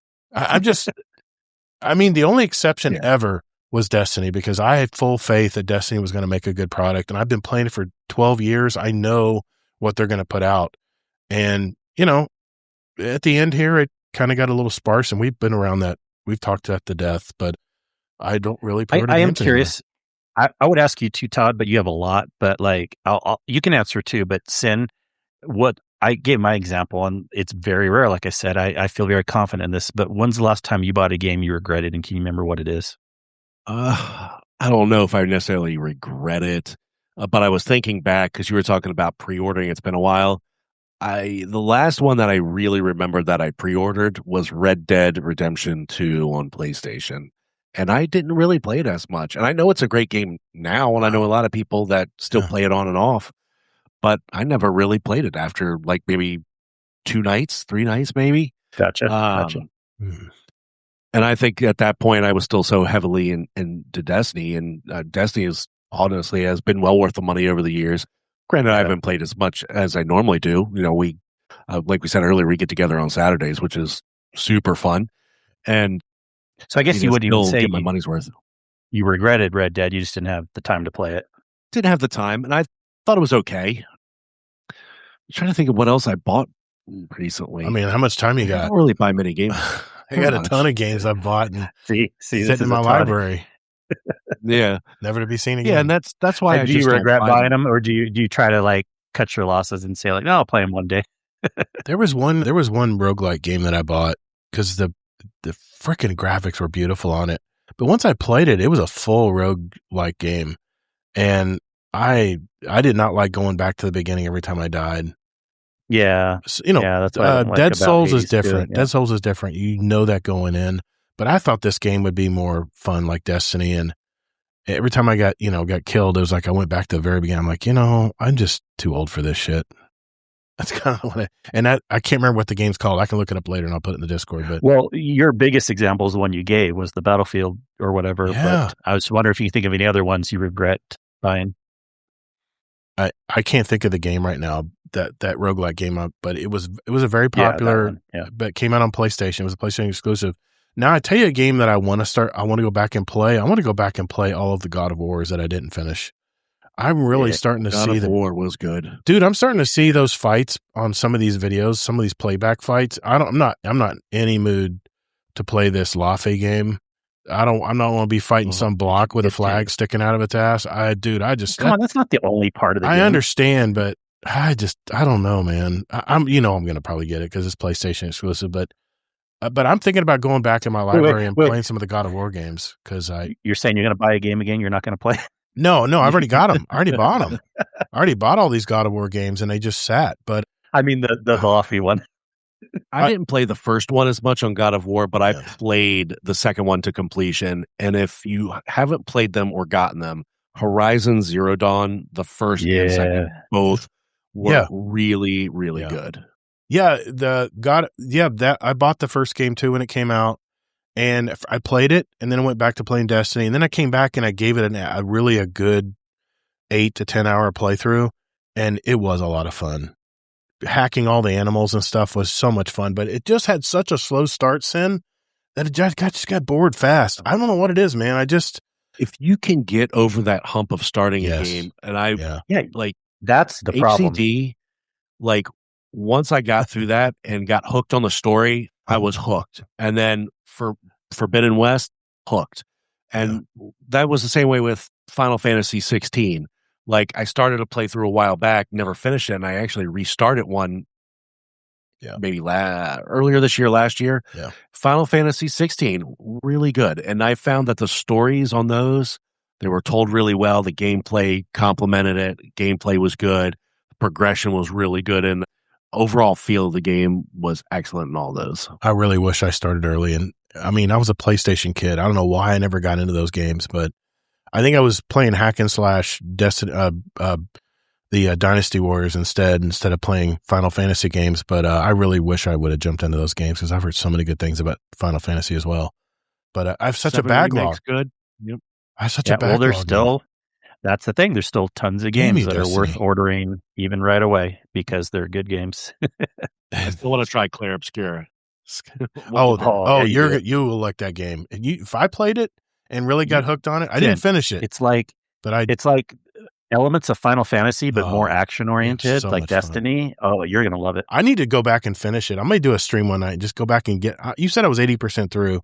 I might just jump back in. I'm gonna be rusty as hell. But Scarlet Shadow says take that back. I'm gonna put 300 hours in Lafe. Okay, I don't judge, but I just have such a backlog, man. I'm looking back at all these games that are considered great games that I never played, and I'm like, I'm just kicking myself. I've missed out on so many good games. Damn you, Destiny. I blame Destiny. Wait, there's nothing wrong with that either. I know. Yeah, it's just I think a lot of old dog Destiny players right now are thinking, "Damn, I missed that game too," because all I could think about was all the FOMO in Destiny 2. Doctor said in the first 3 days I had it, I collected 41 of 58 total achievements. It is a really fun game, and it's also a remake of the first game I played. So you kind of had some nostalgia there, yeah. So I'd encourage you to play it yourself and form your own opinion. Yeah, I was not a Halo guy. I was not an Xbox guy. My son played a lot of Halo, but I never really got into it. I played a couple of the campaigns, but the problem is when you play Halo 5 story, you don't have any context of anything in the past, so it's really hard to. I just kind of walked through that campaign. It really was. I couldn't understand what was going on. Okay, let's move on. We got a lot to do still, guys. So thanks for indulging me on that. Next, we are going to go into our catch-up segment right after this. Welcome to GDR, the Guardian Down Roundtable. I guess my map is wrong. I was told to go around this back alley, but I'm in this nice, clean, bright, distant future. I have no idea where I'm at. Maybe look at this door. Here we go. 3, 2, 1. You're listening to GDR. All right, boys and girls, it's that part of our show where we just catch up, see what we've been playing, what we've been gaming, what's going on in our life. And since our special guest tonight, Mr. Sin Media, jumped in, we'll start with him. God, it's been a while, man, since you've been on the show. I know you've been busy with your job. You're working, crazy hours, but catch us up, man. What's been going on in your life, man? Ooh. If we're talking this week or in general, but in general, nothing new really. Just status quo, car business as usual. Fortunately, the newer job, I'm a little more flexible in timing. It's not the crazy last 3 days of the month like it was at my last position. It's just typically the last day. We did get asked to work a couple hours on our day off this week, but it was just like 3 hours. I left early tonight. And then, of course, tomorrow being the last day of the month, I'll work all day. But other than the drive's a little bit longer, hours are a little bit better overall. And I have a little more flexibility. But let's see, gaming wise, you know it. Weekly raids with you two, the normal shenanigans. Destiny, as always. I've been considering jumping into Claire. I know we talked about it a little earlier on in the other segment, but I haven't made that jump yet. And I actually have it saved, I think, on my Steam wish list. And I've been watching the pricing on it, and it's fluctuated a little bit here and there, maybe at $5 or $10 off when it goes on sale. And I've been waiting to the time is right where I think I can spend a good solid 30, 40 hours in it just to get a good chunk started. Other than that, I haven't really played much of anything else. How's the family? Anything really? How's the family doing? Oh, terrors. My oldest obviously is going to be driving at the end of this year. Oh, crap. I mean, she's driving now, but she's going to get her full license at the end of the year. And she's going to be taking over my Jetta at that point. Nice. Which was getting up there in mileage. Not up there, but I put, over 50,000 miles on it in 1 year. So she'll get that as her first car. Would be nice for her. It's going to get dinged. It's going to get dinged, and you don't want to have to worry about it getting dinged, Well, I've kept it pretty nice at the 50,000 miles. Nice. But yes, it's not just that, but it's a newer car. It's a 2025. So it's going to have all the airbags, all the safety equipment on there, the sensors, blind spot monitor. Do that. I'll suffer making 2 car payments for a while just to make sure she has a safe car. Yeah. Because I know money nowadays, if she saves up from the job that she started working, she's going to buy a couple $1,000 car. It's going to be older, could break down on her. It's not going to have all the safety equipment. So I'm biting the bullet on that right now and making sure she's got a safe and reliable car. What were those comedians? There was that group of comedians that went on the show. They were all rednecks. The redneck comedy tour or something. I can't remember. But anyway, you talking about like Jeff Dunham and no, not Jeff Dunham. Here's Your Sign guy. The Here's Your Sign guy. What was his name? I remember him saying Jeff Foxworthy. Not Jeff Foxworthy, but his compadre. The one, not the other one. Allocate the other one. Bill Engvall. Bill Engvall. I love his stuff, by the way. Oh yeah. I remember he was talking about his kids were learning to drive, and he says there should be a highway just for kids that are lined with mattresses and old tires just everywhere, so they can just bounce around and figure out how to drive a car. Because you set them out there on a highway, and everybody knows what's out on the highway. It's all kinds of drivers. Yeah, I remember that line from Hayes. Yeah, it should be just lined with tires and old mattresses. Where are you going to put those anyway, right? Just line the whole both sides of the lanes with them and just let them bump into everything.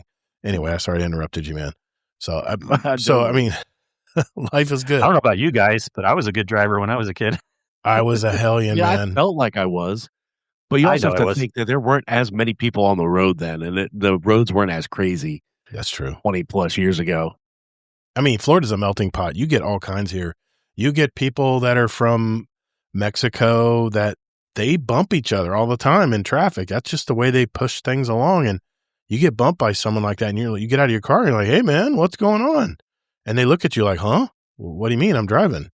And, they're used to just using the bumper to, man, just there's all kinds of different types of drivers in Florida. I don't know if it's any different up in Florida. West must be Virginia. weird. That didn't happen to us in Southern California. No? Okay. No. Oh, yeah. Of course you get that. Of course you get that too. Yeah. But yeah, we don't have that bumper stuff up here. We didn't have people bumping us. I had to happen to me. I couldn't believe. I was like, what the hell's going on here? Anyway, we'll go on a tangent. So life is good. That's good, man. I'm glad the family's healthy. It's Everybody's magical. doing good. There you go. That's Oh, yeah. And did the Outer Banks as usual this year over summer. And surprisingly, the past few years, I've taken my laptop and it's kind of coincided with like Destiny releases. And we didn't really have that this year. Yeah, and that's right. For the first year and probably the last several, I didn't get on my laptop at all during vacation. So that was quite different. Nice change of pace. Nice, man. Are you watching anything right now? Anything pique your interest on the? Do you have time to watch anything? Well, yes and no. I mean, I've been watching some stuff on TV with the kids. I think we watched that new, oh gosh, The Joys of Having Kids, The Descendants, Wicked something, the new one. Yeah. I watched that with my littlest one. Nice. And then I rewatched Infinity War recently. Oh, okay. And Guardians of the Galaxy recently because my son was actually starting to gain a little bit of interest in some of the Marvel stuff. Nice, So man. we watched Guardians of the Galaxy. Yeah. I was watching a video on YouTube. It was Jon Favreau reviewing every one of his 11 movies that he's made. And he talked about how he was making the first Robert Downey Jr. Marvel movie. And Marvel was really not a big deal back then. It was all about DC. They owned everything, you know, and how they were kind of under the wire and how his audition just blew them away. And he was definitely the guy, even though back then it was before his resurgence. He really wasn't. He was kind of the black sheep in Hollywood. And that was a total resurgence for him with that Marvel movie. Anyway, good, man. I'm glad you stopped by tonight, though. It was good to hear from you, man. By the way, if you want to hear Sin's original interview with us, I mean, #1 interview with us, and he's been on many, many times throughout the years, episode 34, Rum and Destiny. That's the title of it. Of course, Rum is Boo for Miklo over there. Probably, yeah. Somewhere. You can go to guardiandowncast.com and just look up Sin, CYN, and the episode will pop right up. So, Mrs. Running Red Lion. I know she likes to go back and listen to the interviews. I mentioned that for her. Anyway, Kingsley, what's going on in your life, man? What's up? Yeah. And funny enough, this all kind of loops together. We were having a conversation in Guardian Hub today in general chat about Rum and other things and Sin. And yeah, we're having a good time chatting over there today. Nice. But yeah.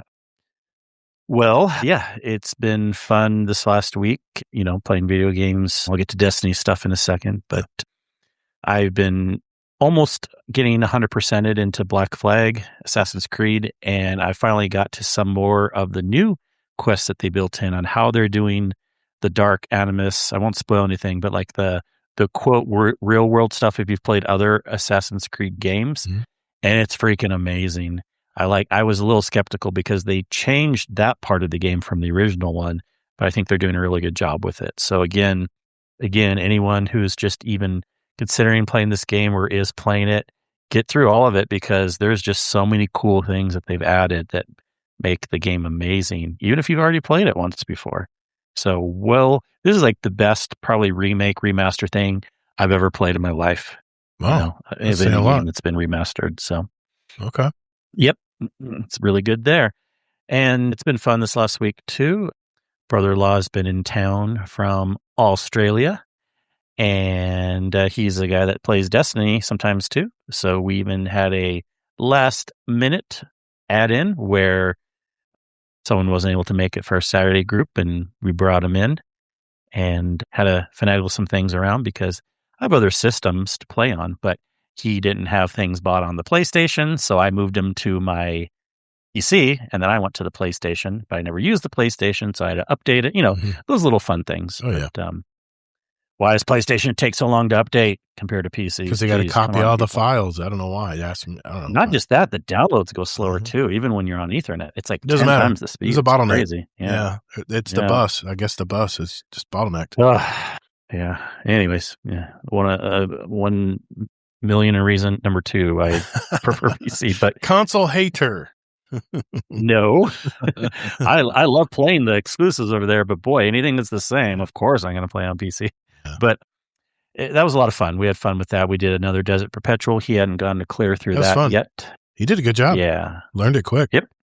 Good player there. Good player. And it is just fun having everyone over. works good. Wife's not loving her job. So, hey, if anyone knows, she does high-end marketing and graphic design, anything to do with that. So if anyone knows any openings at any jobs, let me know. You can DM me.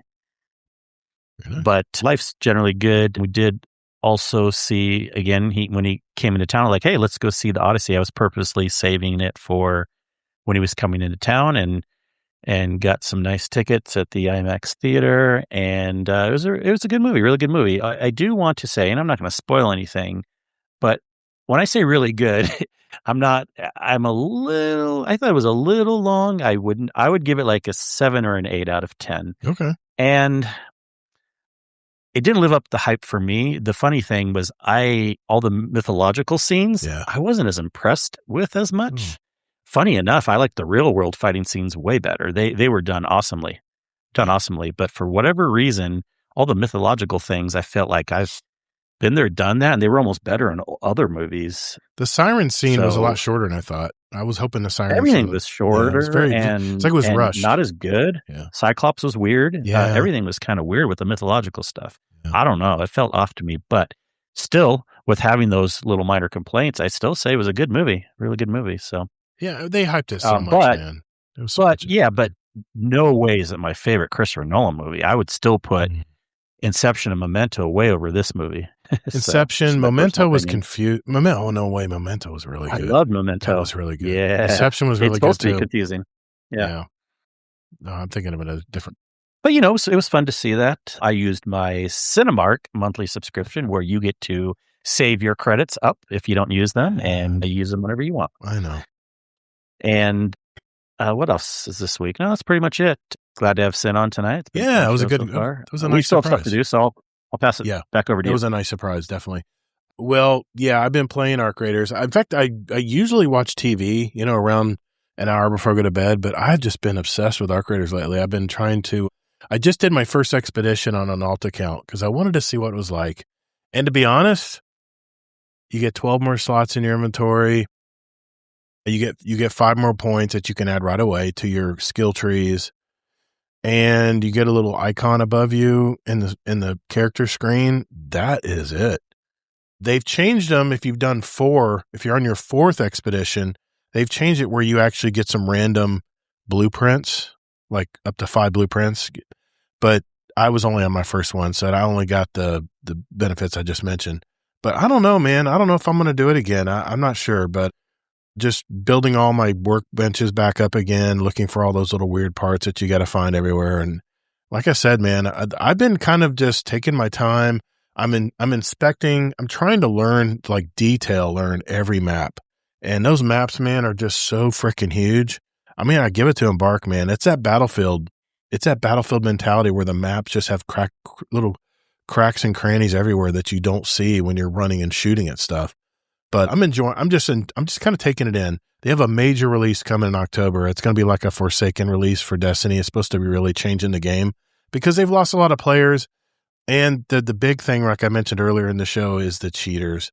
The PvP lobbies are full of people that are just have gamed the system like they did with Destiny forever. And they've even got a cheat where you can use a service that will unban you. You get banned by Embark for cheating, and you can pay $20 to this service. That has somehow they got the user one of the dev kits or UIs or whatever. They can actually go in and unban you. It's the craziest shit, man. It's really a heated topic right now. But there again, all you have to do is get rid of the PvP or offer a PvE portion of the game, and you don't have to worry about cheaters because they can't kill you. So anyway, I'll leave it at that. I'm still watching 3rd season of Euphoria. It's damn good, man. It's really good. It's crazy as hell. But I have to admit, I haven't been caught up this week on it. I've just been playing games until the wee hours of the night. My wife and I did see one movie at the theater using my AMC Stubs A-List membership, where I can go up to see 4 movies every week on any screen or format. This week, I saw another indie film, and unbeknownst to me, this was an experimental film. There wasn't really anything new this week, so I remember watching the trailer in the theater, and we said, let's give it a go. The film is called Motor City. It's a 70s-based revenge story, but here's the catch. Almost the entire film is void of any dialogue. I know. We were thrown at about the 15-minute mark. My wife and I looked at each other, and we realized that no one had any speaking lines, but it had really good music. In fact, there was a cameo from Jack White, and there was a lot of 70s music. I'm like, man, they spent all their money on all the licensing to put all the 70s, really good 70s music in. But it was so weird that there was no speaking lines. Everyone was kind of overacting, trying to, point and be expressive without actually saying it. And I must admit, as strange as the movie was and as good as the music was, I kind of have mixed feelings on this movie. I could follow the story without any dialogue, which was, I guess, the experiment, right? The movie stars were Alan Ritchson. He's the main character, from Jack Reacher. He's framed for a crime he didn't commit by a jealous ex-boyfriend who happens to be a major drug dealer in Detroit. He's played by Ben Foster. Shailene Woodley, I don't know if you know her, but she's been in a few movies. She plays the girlfriend in the middle. And as mediocre as the story was, the elevator fight scene is iconic. The cinematography of filming all that bloody scene in that one little small elevator kind of was the redeeming feature for me in the whole movie. And that's what if you look at the reviews, that's what everyone talks about, is that elevator fight scene, which was just fantastic. I don't know, man. The ending was very common. I'll leave it at that because it's the only speaking lines in the whole game and then in the whole movie. And I'm not going to spoil it if you decide to watch it. Rotten Tomatoes has it at 62%, IMDb at 6.2, pretty much even there. I kind of felt the same way. I liked it and I hated it. So I'm giving it 3 stars. I think it was just okay. And if you go see it or if it comes out on the streaming services out there, I guess it's worth a try. See if you can get through the whole movie without any speaking lines. It's the weirdest shit I ever seen, man. It was really weird, but the stars carried it.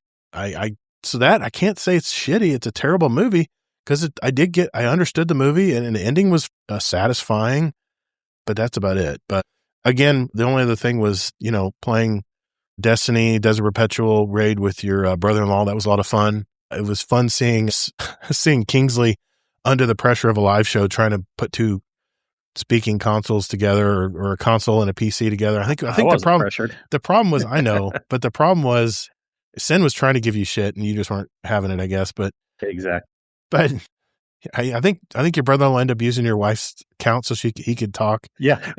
You know why? Because he couldn't verify his phone number because it was on another account. Jesus Christ. I know. We got to look by into the that. way, if you guys, no, everything's working as intended, actually. Okay. We've had a really good Discord since. No A lot of other Discords do this too. Yeah. But it brings up a good point. People, if you're listening to the show and think you have issues with the Discord, DM me, right. Kingsleymac, or anyone, Todd, whatever. Yeah. And we can let you know what to do. You do have to have a verified phone number. But the problem that sometimes people run into is you may accidentally have that number on a different Discord account. Yeah. No fret. If you do, Discord has a form you can fill out to help you move it over. But, just let me know if you have any questions and we can help you through it. Yep. Okay. That's it for our catch-up segment. We're doing something a little different tonight. We'll explain when we return. Hi, this is B. Leahy, and you're listening to the Guardian Down Roundtable.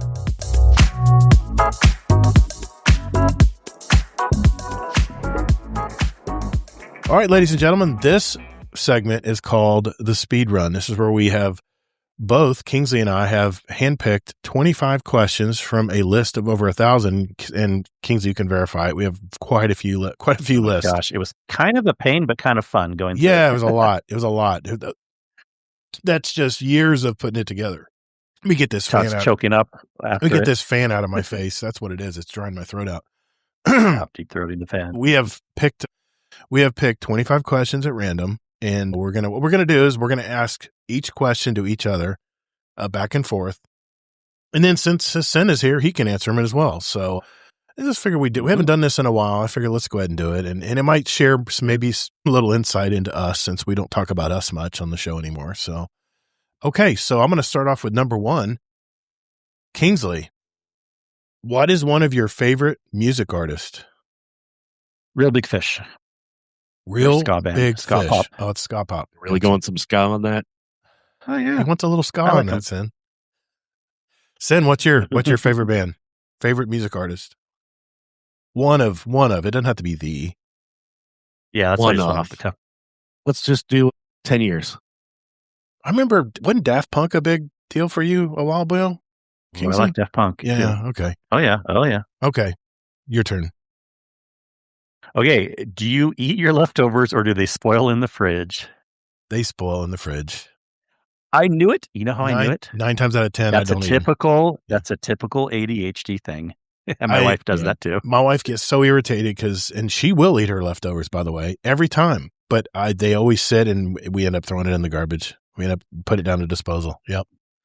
What about you? 9 times out of 10, they will spoil in the fridge. There's some exceptions, though. Yeah. Like, I'm not big on leftovers. Majority of leftovers, I would say. But something like a good chicken parmesan, like if I have leftovers of that, heck yeah, I will heat that up and devour it. Yeah, there's always exceptions. Yeah. Doctor says I have ADHD as well. I hate watching food go bad. It's totally an ADHD thing. It is, man. It's out of sight, out of mind. In fact, my wife buys apples for me. I'm like, honey, if you don't put them right there when I open the door, they're not staring me in the face, I will forget we have apples and I won't eat it. So she has to place things like I'm in a grocery store when I open the fridge. Everything has to be presented so I make sure that remember, I can have an apple and not a Let me piece of guess, you licorice. want a fridge with a glass see-through door also. No, we have the glass panel doors though. We have What I meant? we have the little mini door that opens up and it has like a water dispenser and stuff in it. Yeah. Oh, anyways. Anyway, yeah. Yeah. Dogs or cats? No, definitely dogs these days. I like cats a lot still, but I thought I was a cat person growing up, but I've really appreciated dogs in the later years of my life. Sin? Me personally, dogs, but my house has got both. Okay. Gotcha. Yeah, we've had both. Yeah. I loved my cats too. All right. Question Okay. 2. Coke, Pepsi, or neither? It's always Coke. If they offer Pepsi and they don't have Coke, I'll take it. I'll take like a Pepsi Zero, but it's Coke Zero. That's what I drink. Yeah. That's Definitely me. Coke. It just tastes better to me. Yeah. All I right. can't do the zero, though. It's got to be the regular. Yeah, it's definitely zero for me. I like the Zero because I like the sweetener tastes better. They're not using saccharin. But I don't like the diet one.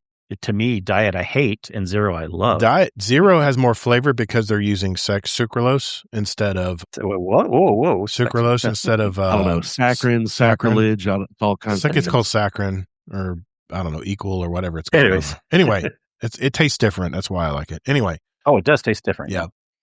Kingsley, what is one of your favorite movies? That's a hard one. Let's go.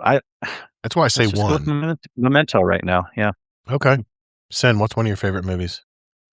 I'm only saying this because there might have been a saying in a GIF in one of the chats recently. I'm going to say Euro Trip. Okay.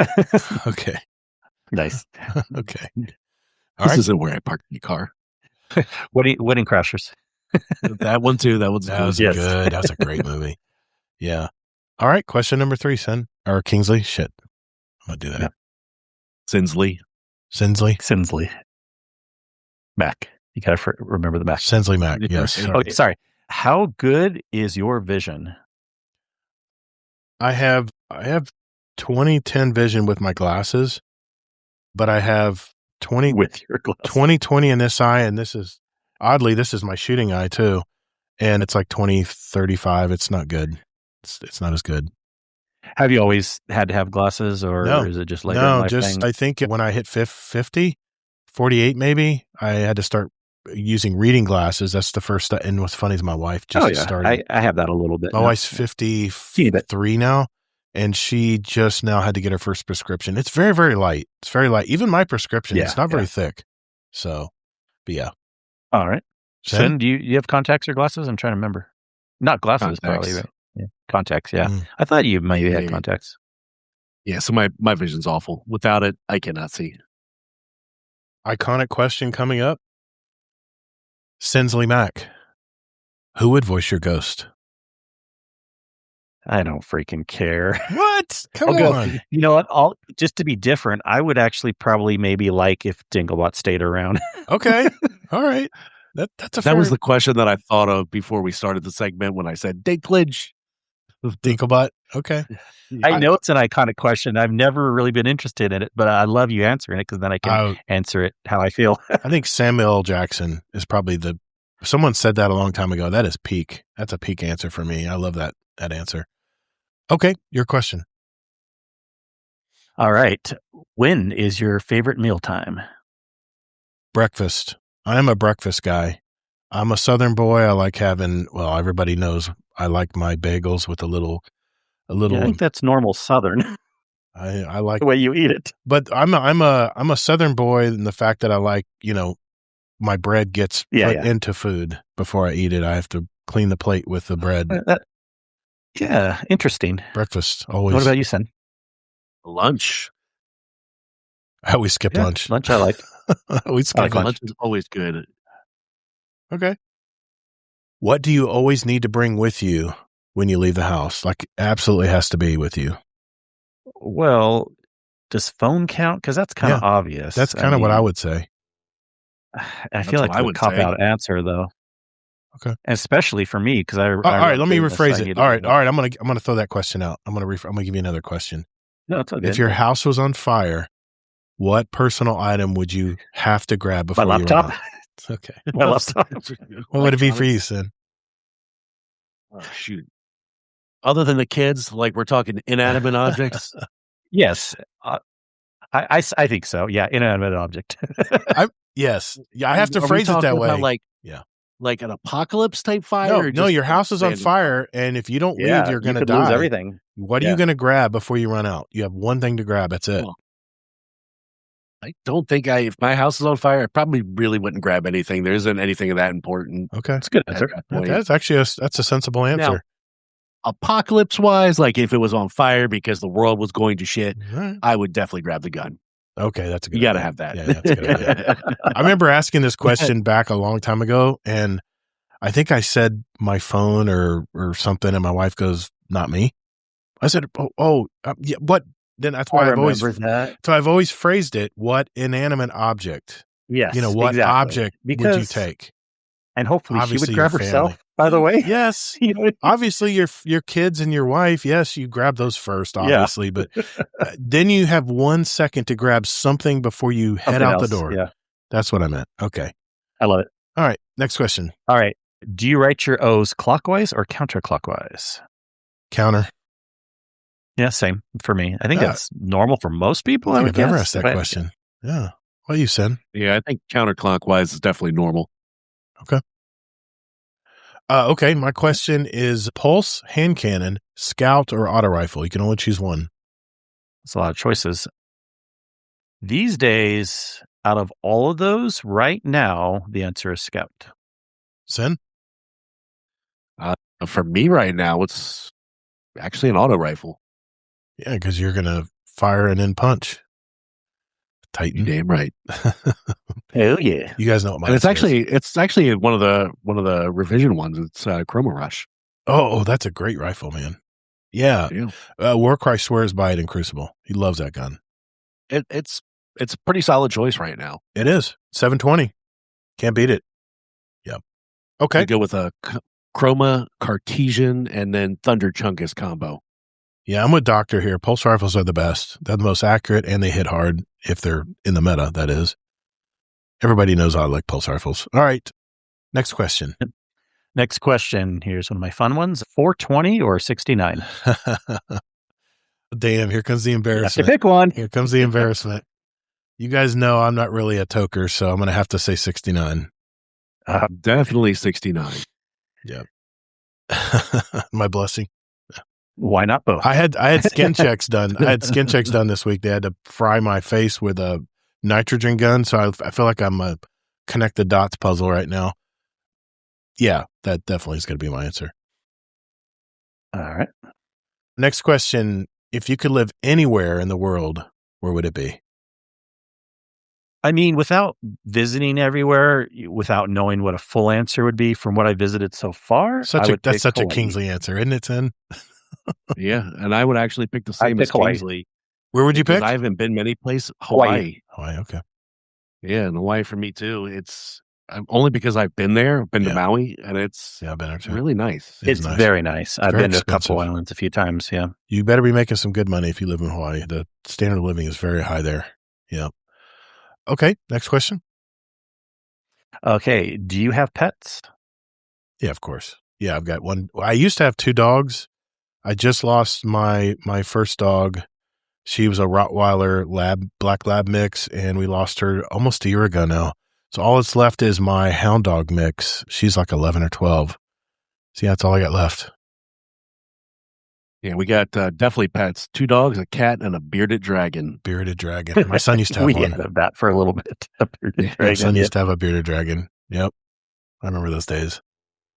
Little thing. It He is. just stares at you most of the time. What do you feed it? I can't remember. Was it crickets?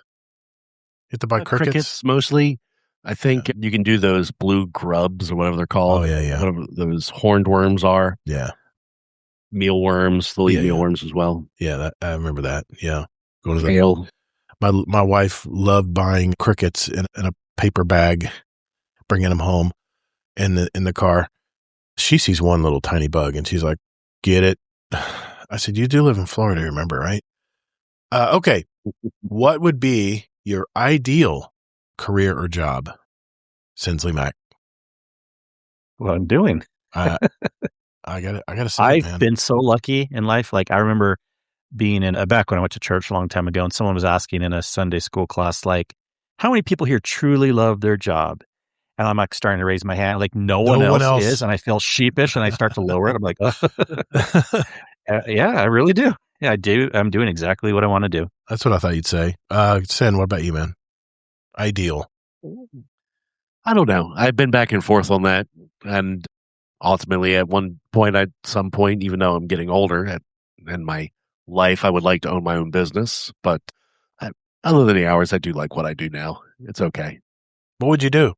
Do you have any ideas of what you would do if you had your own business? I don't know. Okay. I go through that mental routine every now and again and be like, what would I do if I do it? And it's like, I don't know. Sometimes it just falls in your lap. That's the way it happened to me, man. I was in between jobs when I started my business. I just thought I could do it better. It was a hell of a leap, though. Scary as hell. Okay. That was my question. It's your turn, Kingsley. Oh, yeah. Sorry. Yep. Sorry. Okay. We are at best night to relax. What's the best night of the week for you to relax? Best night of the week is usually Friday night because my day's done. Now I'm looking forward to not doing anything, or at least I think in my mind, not doing anything for the weekend. And usually there's honey-do list. So, but Friday night, that's when I feel the most calm. Ooh, nice. I think for me, probably Monday. Right. And that really varies because, during the summer, the wife and kids are off. So Tuesdays when I'm off, they'll be around. It's always running around honeydew projects. But during the school year, Monday nights, I can chill and relax. Doesn't matter what time I go to bed. Tuesday, I wake up whenever. Kids and wife are already at school. So, yeah, I think Monday nights are typically the best relaxing nights. And me and Sen can attest here. Soon you are going to love those quiet houses, those quiet days when there's no kids running around. It is such joy. You love your kids. If he gets to that point, it sounds like you may have kids with you for a bit. You may not. By the way, back on the dog question, the doctor says that's nothing. I got 10 cats, 3 dogs, 2 ducks, and a turkey. You must live on a farm. And a partridge and a pear tree. You must live on a farm, the dude. same thing. It's got to be a farm. We're like a big piece of property or something. Anyway. A lot of animals growing up. A small zoo. Yeah. Believe it or not, in Southern California, but we had a little bit of horse property. We had goats, we had chickens, we had I don't know, we had all sorts of things at times. We didn't have a horse, but yeah. My wife has this picture of us having a gentleman's farm in North Carolina, the plain in between the mountain peaks. And I'm like, all I can think about is I'll be 75 years old scooping up chicken shit. I don't know if I'm going to be wanting to do that. I want to be inside, and they better sure as hell have good internet. That's all I think about when I think of this gentleman's farm. And I'm going to be hiring some guy to go around and clean all that. And I'll just pet it on the way out or get the eggs from it every morning. When you say gentleman's farm, like my mind automatically goes to like the bunny ranch. No. Are we in the same ballpark here? The way my wife phrases it, it's like just like a simple Like a simple farm. Like it's like a simple farm. No, nothing like a Playboy mansion or something. No, nothing like that. You don't quite get it still. Gentleman's farm. Okay. All right. Whose turn is it? I don't know. I'm trying to think. I asked the one about best night to relax, and then yeah, it's my turn. Number 9. Okay. And you guys have already answered these, but I'm going to ask them again. What is the worst job you've ever had? Think of this as a refresher to let everybody know. Well, I have that for sure. I had a little stint of doing customer service tech support, which sounds so funny because you think, like, isn't that what you do? No. There was a time in college, and I only had the job for like a week or two. And it's not like what I do now. It was like stupid call center stuff where like people are calling up complaining about stuff, and the supervisors had it controlled. Like you have to finish calls like in 3 minutes, all that bullshit. Yeah. And I hated it. I'm much better like doing the tech stuff on my own terms. So Sin? Hated that job. Taco Bell. Worst job ever. But that was my bow first down job, to you, like sir. 16. I would say Someone needs to do it. Damn, the worst job. Somebody's got to do it. We need our Taco Bell, Sid. Worst job for me is it's a tie actually, but I'll have to give it to, I was an retail auto parts counter guy that looked up the parts and got them for you. Oh yeah, I remember. My manager was the laziest son of a bitch, and we would get overrun, and he would just sit there and talk with his girlfriend on his phone all day with his feet up. It's just, that was the only job I actually walked out on. I said, I think I quit. I just walked out the door. No notice, nothing. I didn't give a shit. I didn't want I didn't want anybody to know I even worked there. So, I mean, $12,000 a year. That's how bad it was. Yeah.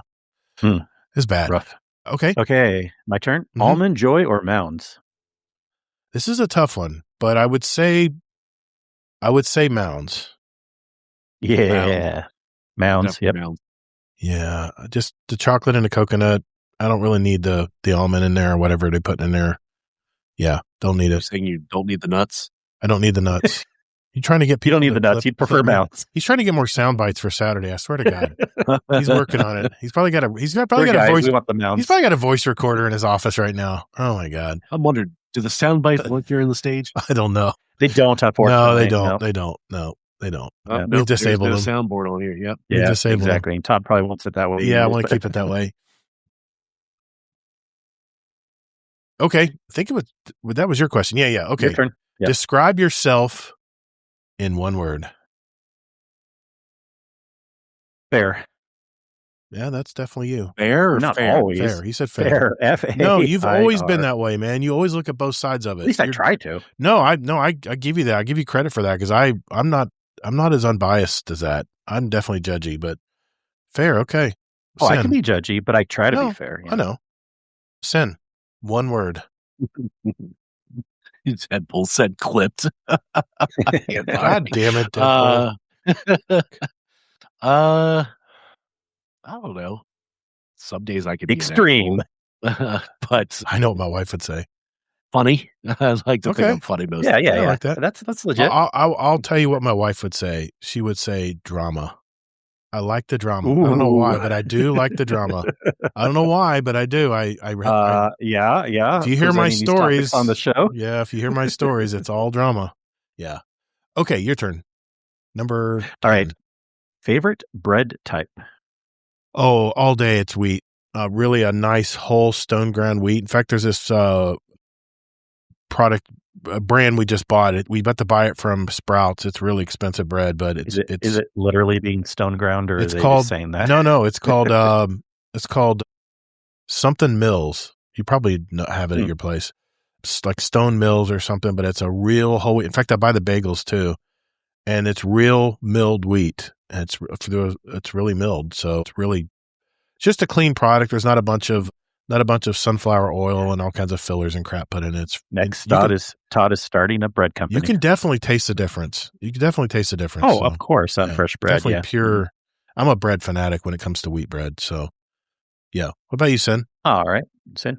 I'm not much of a bread person myself, but Basic white bitch. Right? Yeah, I'll go with a basic tried and true. If I do eat a sandwich at home, that's what it will be. West Virginia, Mountain Mama.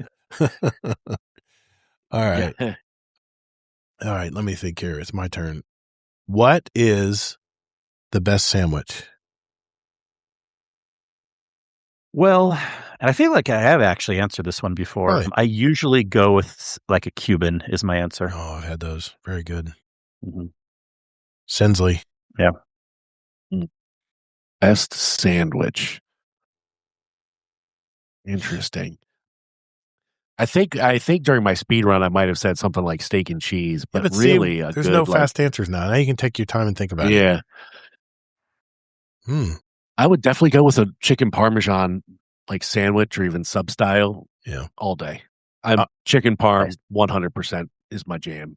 I'm going to go with what a lot of people answer, and that is a good old on whole wheat peanut butter and jelly sandwich. Best. I still eat those. Dude, Look, I love whole wheat too, but you don't do peanut butter and jelly on it. Oh yeah, you do. Yeah, you do. And I use the really good preserves, like it's like made with fruit juices and stuff. Yeah, really good strawberry. I mean, jam. like a fresh. I would prefer a fresh homemade white bread, but the Dr. Chicken Ranch Club on sourdough. If you have a good sourdough bread, that is good. I mean, I like all sandwiches, but if you're gonna nail me down to one sandwich, it would be a good old peanut butter and jelly. And I usually have them at night before I go to bed. Yep. All right. Flip that where he said nail me down. All right. Was that for me or no, that was my question. Is it my turn? You're on number 11. Yep. All right. Is your bed made right now? Absolutely. It's the first thing I do in the morning. It's just a routine I do. And interesting. If you want to, I'll just give Especially you guys a little being ADHD. If you guys want a happy marriage, if your wife leaves for work early and you don't make the bed, it's always the last one out of bed. It just depends on the person. I know, but I'm just saying, you want to score brownie points.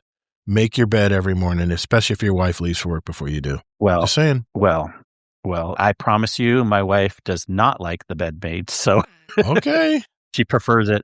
Yeah, she doesn't. Like in fact, it's one reason why we often sleep different.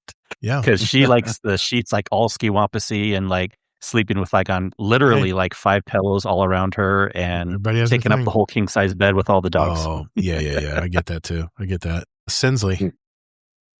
It's definitely not made. Okay. I've heard some things too. Actually, first thing in the morning, you do not want to make your bed right away. You want to let it air out some. Of course. With stuff. Yeah. I run an ozonator. I have an ozonator in my bedroom because it tends to get damp with this Florida.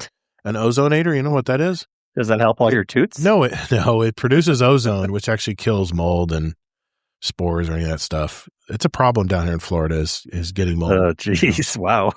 I mean, not that our house is moldy, but I got like a swamp going I saw a customer using this one day and I was like, man, your room smells so good. It's so like neutral. It's like, I don't know. I can't explain it, but they said, oh yeah, it's the ozonator right there. And you can get it for like $100 on Amazon.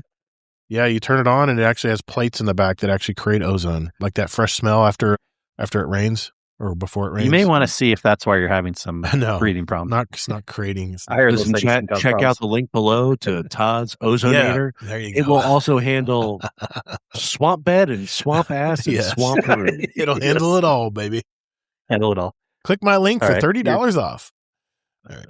Your turn. Okay, the next question, sweet or salty, and what is your favorite snack based on that answer? You can only choose one. You know, it's interesting. I always think it's salty, but then usually it's when if I'm honest about it, it's like a mix of salty and sweet. I don't like pure sweet. Like I hate like just pure candies, things like that. Yeah. Probably my favorite mix is like a quingamon. That's like that kind of, it's kind of like it's that croissant crust, but then it's kind of like muffin shaped.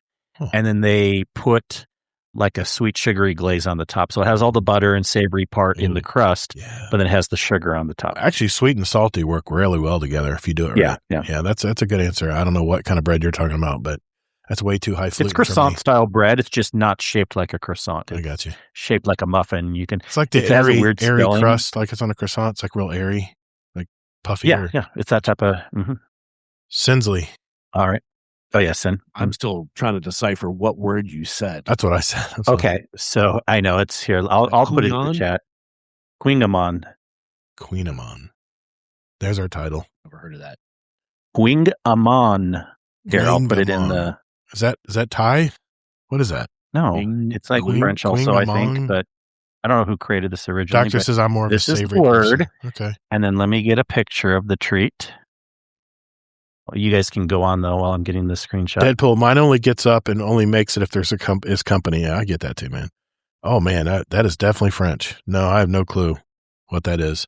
I'll have to let Jim and I look it up tonight. Give me a picture. I'm putting in the chat right now, the picture. Oh, the picture, okay. And it's loading right now. Oh, that looks See, really it's croissant crust, but it's kind of muffin shaped.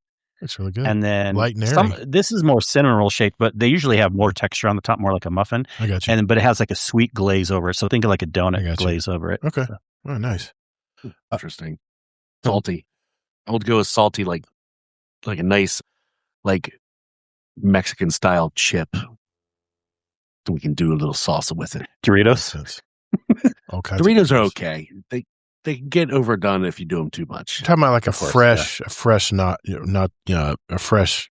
chip, right out of the maker. Yeah. Me too, man.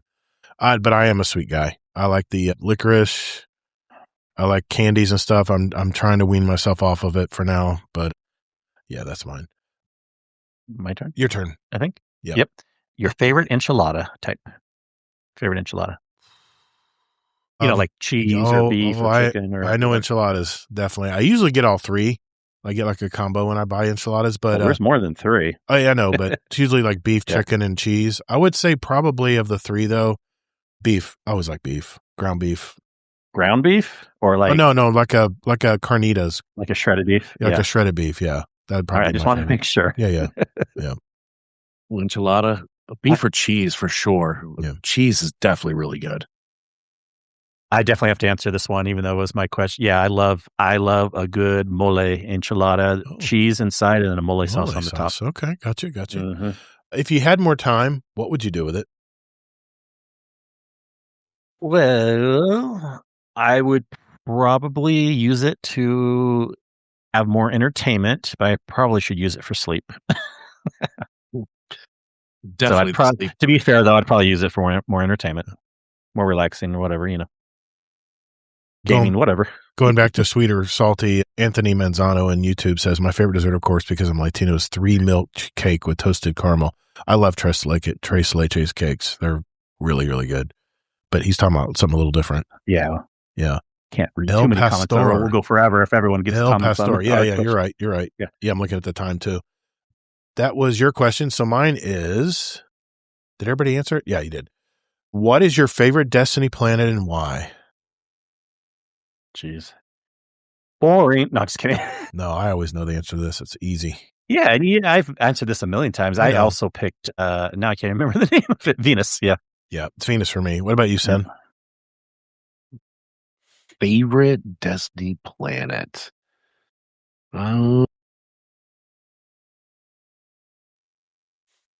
Actually, after going back and playing recently,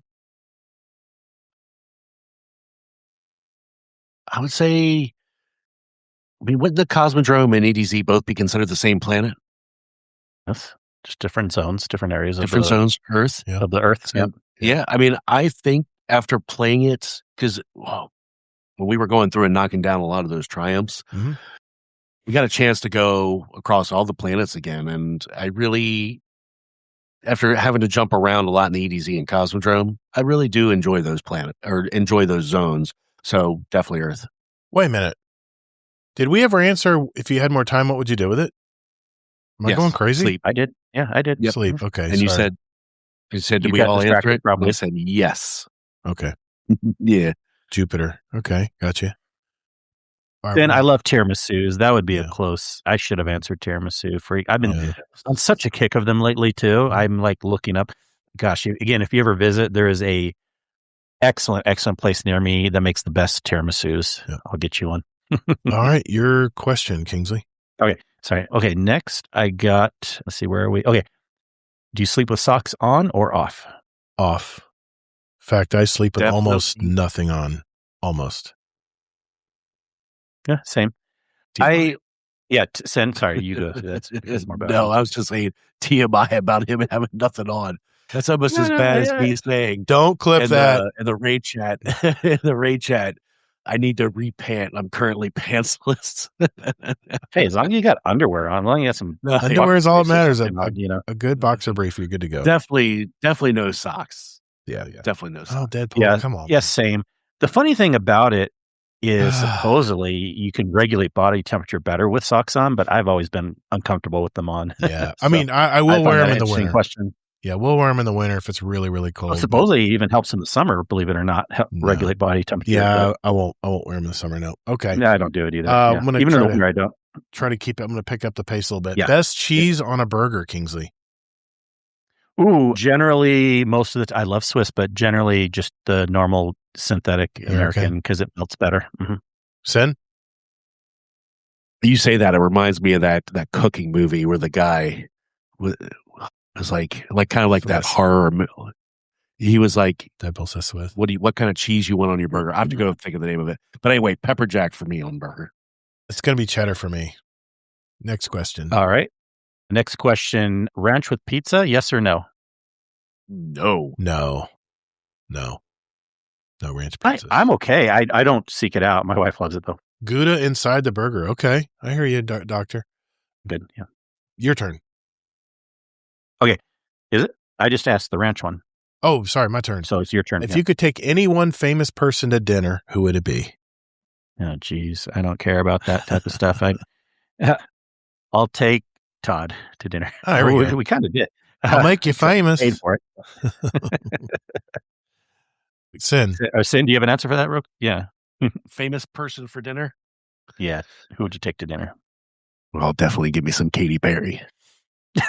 I see where you're going. And maybe I have an answer too, but I'll so that- answer it tonight. Real quick tangent about the cheese on the burger. Yes. The movie was called The Menu. Yeah, It was yeah. with, That's what? Oh no, that was Chef. Sorry, my bad. it was the dude who plays Voldemort Oh, was the main character, the chef gotcha. that put together that whole course. Oh shit. So Wow. yeah. All right. Next question. Huh? What is your favorite exotic hand cannon? Anthony, I'll answer that question at the end. Favorite hand cannon? Exotic. hand Exotic hand cannon is definitely Crimson for me. I love to get the health back and also reload. And it has maximum range. You can't beat it. It's an all-around great hand cannon. And it's a 3-shot. Cannon. No, you can beat it. Sunshot. We know Right. that's what you're going to Ethan. say. Shoot, those are actually both good choices. I know what he's but gonna say. Recently, what am I going to say? No. Go ahead. I want to hear it. Recently, again, going back to Moments of Triumph. Yep. Thorn. I thought you were going to say Dead Ooh, Man's Tale. Okay. Being a... That is not a hand cannon. No. What was the one where you can hip fire it? Ace of spades? No. The That's one you not can one hip. with The one you can giants. hip fire. And Well, you can hip fire that too. no. I mean the one Yeah, that you has can hip more fire Dead accuracy Man's when you Tale. hip fire it. Wasn't that Dead Man's? That's thought that was that's a scout though. No. Okay. What am I thinking of? I don't use it obviously a lot. I don't know. Someone in the chat tells us later. Okay. All right. Deadpool will know. Your turn. Yeah, my turn. Okay. Name a word. superpower. Last word. Thank you. Name a superpower, only one that you wish to possess. Ooh, invisibility. Sin? Especially for being an introvert. It'd be nice. Yeah. Yeah. Telekinesis. Control Ooh, that's a good time. one. Control time has always been mine. To stop time. Your turn, Kingsley. What category of beer do you like the best? Lager, all the way. I like dark beers. Kingsley, Sin? Well, there's darker. That's kind of in the middle darkness. Yeah, not middle. stouts. Stouts There's is a little stouts too. are No, darker, yeah, yeah. lager, something in between, but not, All right, not like all a right. stout. Not too foamy. Not too much of a head on it. So I prefer no beers, but if I had to and I was going to drink, more light beers. Okay, I prefer stout. Okay, your turn. my turn. It is. Have you ever had a nickname? Yes. And That's actually one of the ways. It's a play on my name, Kingsleymac. Actually, I had some friends in college that called me something like Kingsley Mac Daddy or like that. I forget the exact details, but kind of like Mac Daddy, Kingsley Mac was kind of like a thing there. So, but it was, Nice. like that type of Mac, not MAC, like my computer stuff. But Gotcha. Sin? Nickname? Never had a nickname, actually. other than my gamer tag. Mine It's is not really a nickname. Toddles that my sister called me a long time ago, Sure, and it kind of yeah. caught on. Your turn, Kingsley. All right. Favorite cheese? I'm going to again say cheddar. Definitely pepper jack. Swiss. Okay. All right. Can you drive a stick shift? Can't. Yeah. Never had a reason Really? to. I actually learned tried something today. Yeah. Cars in California growing up, Yeah. it was very rare to find stick shift unless you were Really? a sports car. You Yeah, being a and Subaru so- fan, that amazes me. Well, first of all, I didn't get into Subarus until like the 2010s. Yeah, that's true. But also, but again, most cars in California just did not have, they were all automatic. And then, I don't know, man, even my mom's 1977 El Camino was an automatic that I learned to drive on. So Right. Okay. I tried once. I'm telling you, it's the clutch is freaking, I can't figure out. The shifting's easy. I got It's the you. freaking clutch I can figure It's out. if the earlier you start, the better. But I send you have to answer this one correctly. And of course, I can drive manual. Yes. That's what I grew up driving. That's what I always wanted a 280Z. I don't know if you guys remember what those are. My Nissan or Datsun back then. I remember it had a 5-speed in it, and it had a big inline 6. And every time you went back on to shift it, the whole car would raise up. I mean, my God, what a car! Okay, sorry. So, fun fact: Tangent. I actually had 2 Zs. Really?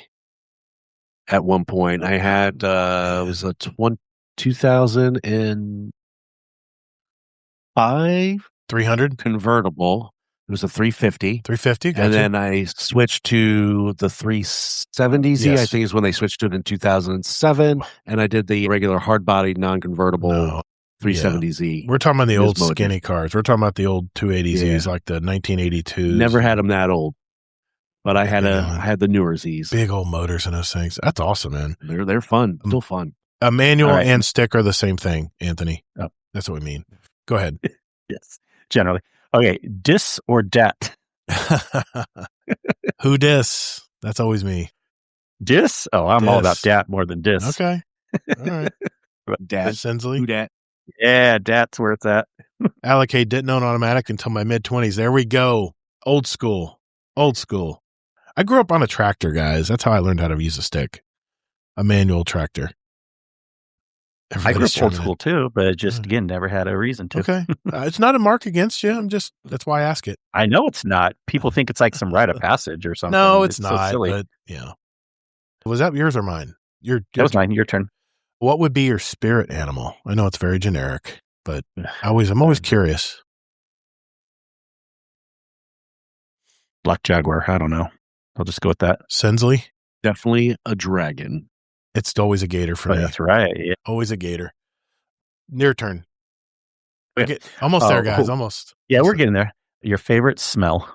Oh, man, that's good. That's a tough question. My favorite smell is my wife's perfume every morning before she goes to work. I can smell it in bed. It's like, I don't really have a favorite smell, but I could tell you the last few months I've actually gotten, kind of remember it from growing up, the black ice scent for your car. I don't mind it so bad. black ice. Okay. Other than that, nothing. Okay. Yeah. Is that some like freaking Old Spice shit or something? Like, No, Black it's ice. or no, it's like, just first hint. Black ice. okay. You know what? I probably remember because I used to sell auto parts. They probably had those in there. Yeah. I think it was a little more popular one. Yeah. What is something you own that needs to be thrown out? I do have some older clothes that need to be thrown out. Not a lot, though. I Anthony, don't hoard much. I I'm speak definitely not a hoarder. I speak from the heart, Anthony. Old clothes. I'm going to answer ahead of you saying that's definitely what I need to throw out. It's in my closet right now. I need to get it out, get it to charity or wherever. What's your sin? Definitely clothes. The trees. Yeah. Got you, doctor. I hold on to too many for too long. Yeah. You know what's so funny? That was my exact next question also for you. Something needs to be thrown out. Well, there we go. That makes it quick. All right. Next So, question. yeah. Question answered. Oh, yeah. You go to the next one then. Yeah. What was your first music album? Very first. Vanilla Ice. Ice, Ice, baby. Hey, he's still popular Ninja. today. I never bought any cassette tapes, even though, of course, I recorded on them. But the first thing I bought was a CD. Really? And it was sometime in the Okay. early 90s, I'd have to guess. I'd have to see when that album came out. You're way out of time. Yeah. May have been late 80s, but Okay. but yeah. All right. What about you, Sen? First music album. So I definitely had them on cassette. Too.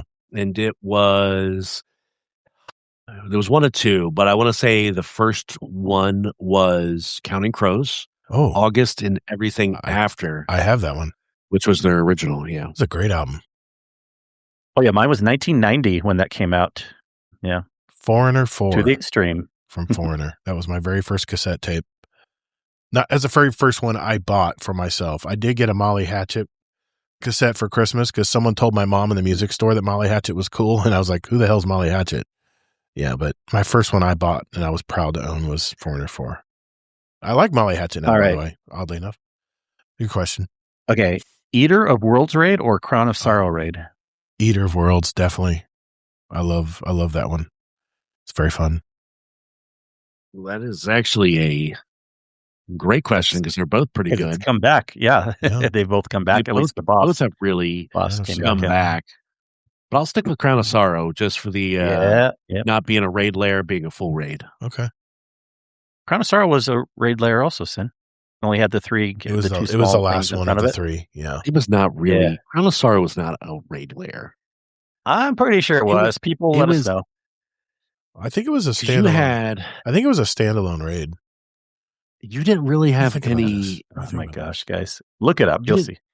They may not have called it a raid layer, but it was the same length as Eater Okay. of Worlds. They had like basically two small things in front of it that didn't matter, and then the Yeah. boss. I think the last raid layer was the one where you have to get shot up in the air with the Cabal. I think that was the third one. I think if I remember correctly.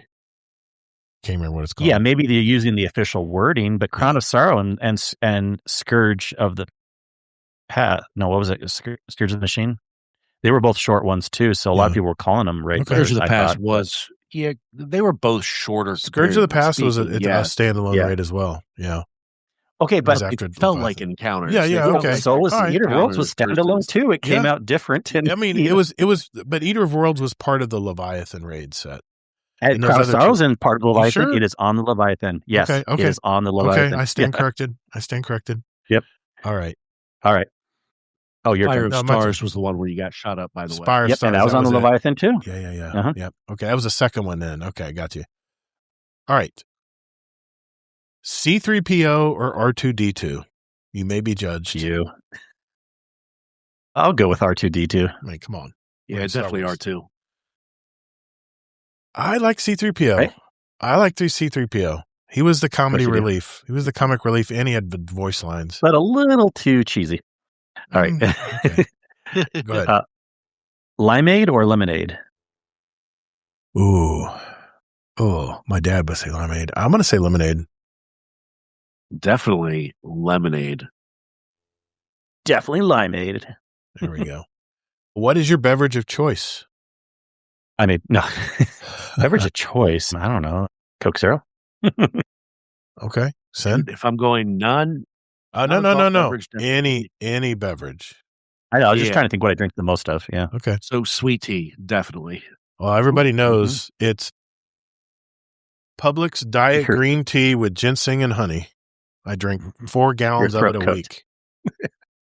No, the only Why time do you I just drink. have one chilling over there on the ground without a lid No, on? this You one's know how insane this it one's is almost around empty. those APCs? Are you No. peeing in that? This one's almost empty, and that's my refill if my throat goes dry. That's his pea cup. Yeah. That's his pea cup. No, it's not. No, it's not. I could just say it's a beer. I could just say that. No, I drink 4 gallons of it. I buy Color. 4 gallons of it every week, and the deli department always looks at me weird when I'm grabbing 4 gallons in 2 hands and carrying them. Anyway, Double fisting all those. Yeah. no, I'm not saying that. Nice try, Kingsley. Your turn. Okay. I thought I just did limeade or lemonade, but No, I did beverage of choice. oh, that's right. Yeah. Okay. We're getting closer. I have 3 more. Do you have 3 more? I've got 2 more. I've got 2 more. So okay, ask. I definitely need to do all 3 because I think I fine. saved the last one. But anyways, would you rather overthink every decision but get it right 100% of the time? See, this is the difference between you and me. Yeah. Or be impulsive and get it wrong 50% of the time. You know what my answer is going to be. I'm going to be impulsive. That's always been me. I had to ask it. I'm in business for myself. I have to make lightning fast decisions, and if they're wrong, I learn from them and I move on. Wait a second. Well, don't you think that I don't make lightning fast decisions? No, you do too, but you probably want to be more informed before you make. And your job's more analytical than mine. Mine is more of a feeling. Maybe I can think faster. No, just kidding. It could be it because you're more technical oriented than I am. And you're dealing with a technology. I love this. This is so the difference between you and me. You definitely have to have all your information. My son's that way. He has to know all the information before making a choice. I would rather think every decision. But what I'm saying is you collect the most data within the given time. Exactly. Yeah. Where I'm just like, go. Even the way we're talking. I love it. I'm curious what Sin's going to say.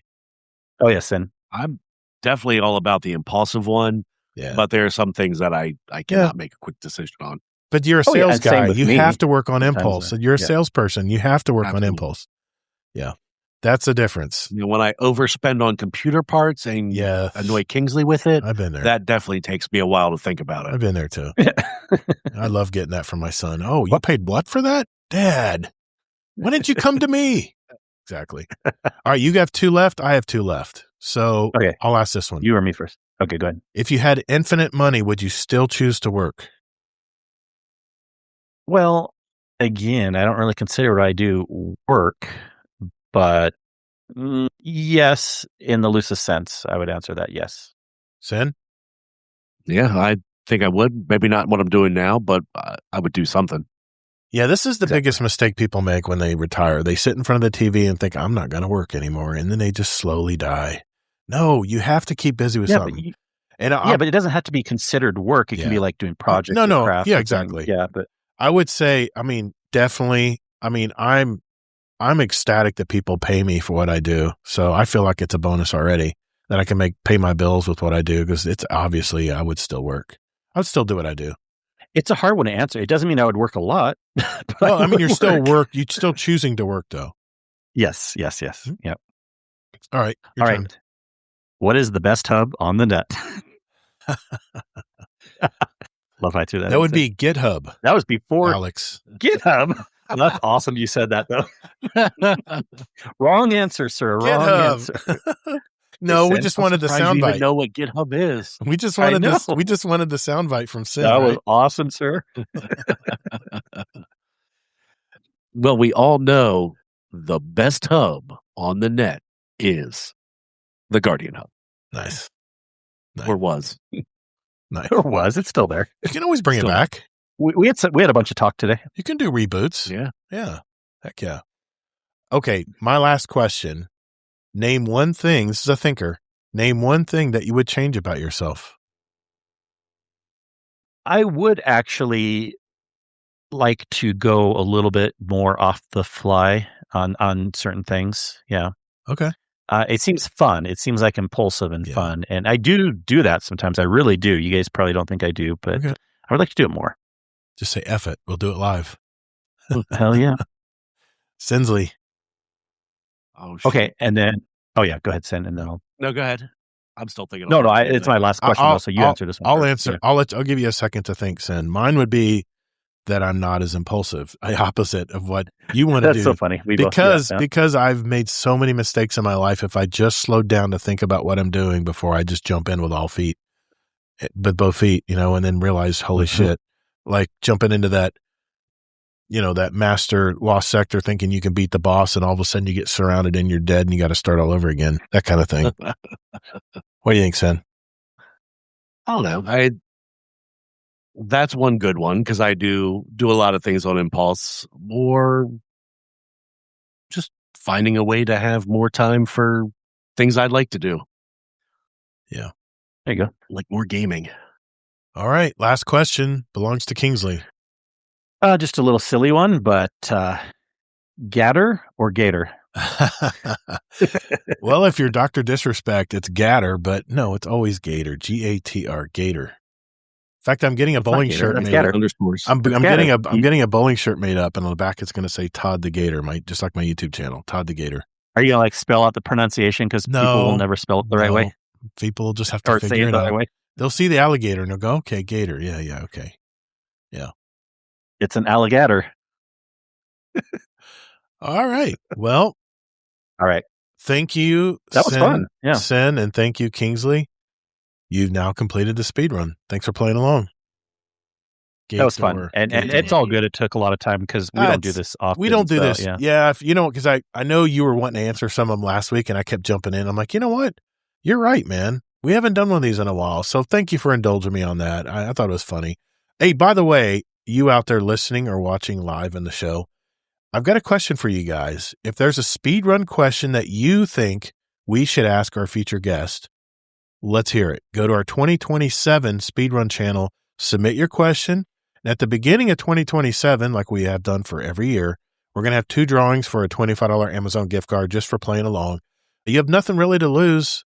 You can enter as many as you want, but we're only going to take one and put you on the wheel of names, and we'll do it live the first part of the year. So thanks and good luck.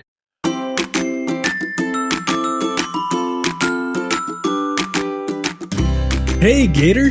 If I was to send a question for the show, where would I need to go?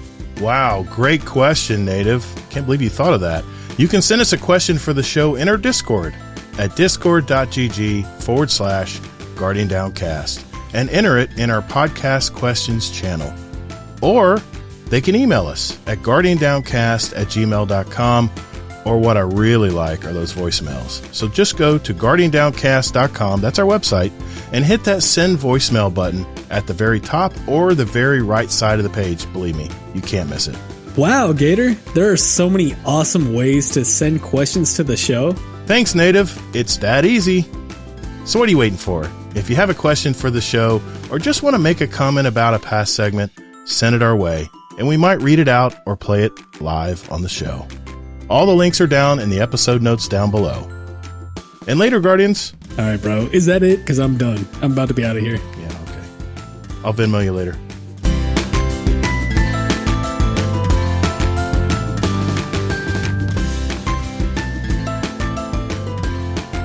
All right. And don't forget, Anthony Manzano in your YouTube chat did have a question. If you had a chance, thank you. Go back in history to change one historical event, what would it be?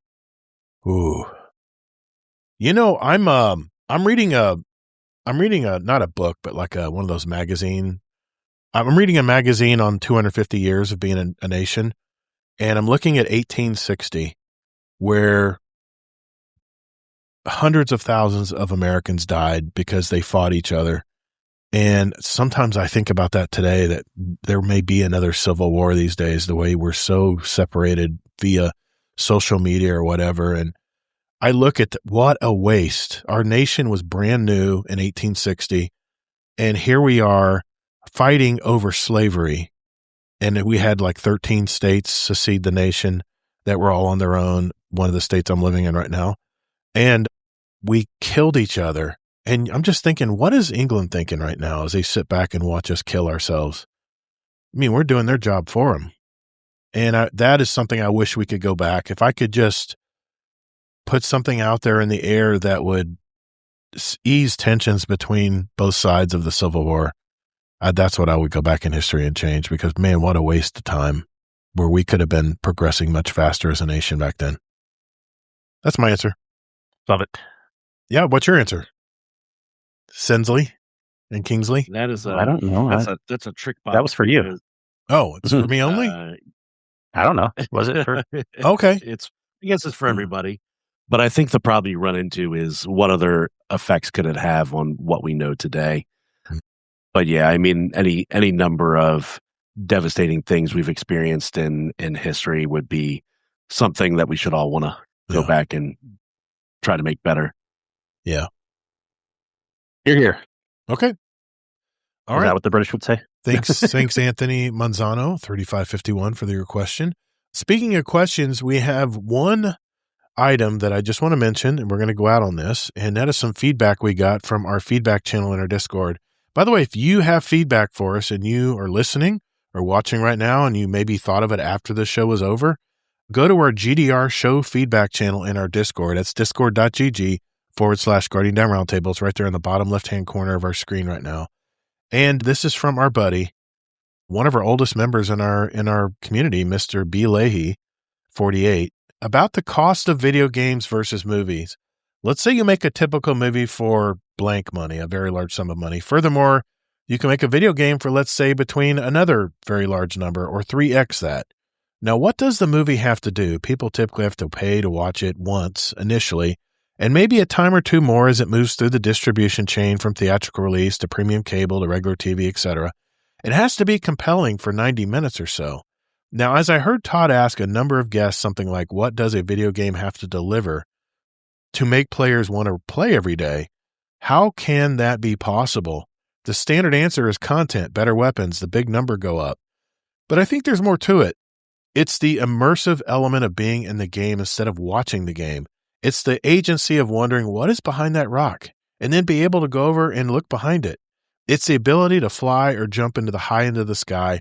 Maybe it's eye candy that players being able to embed a Space Invaders game into a busted console on a barren dystopian landscape.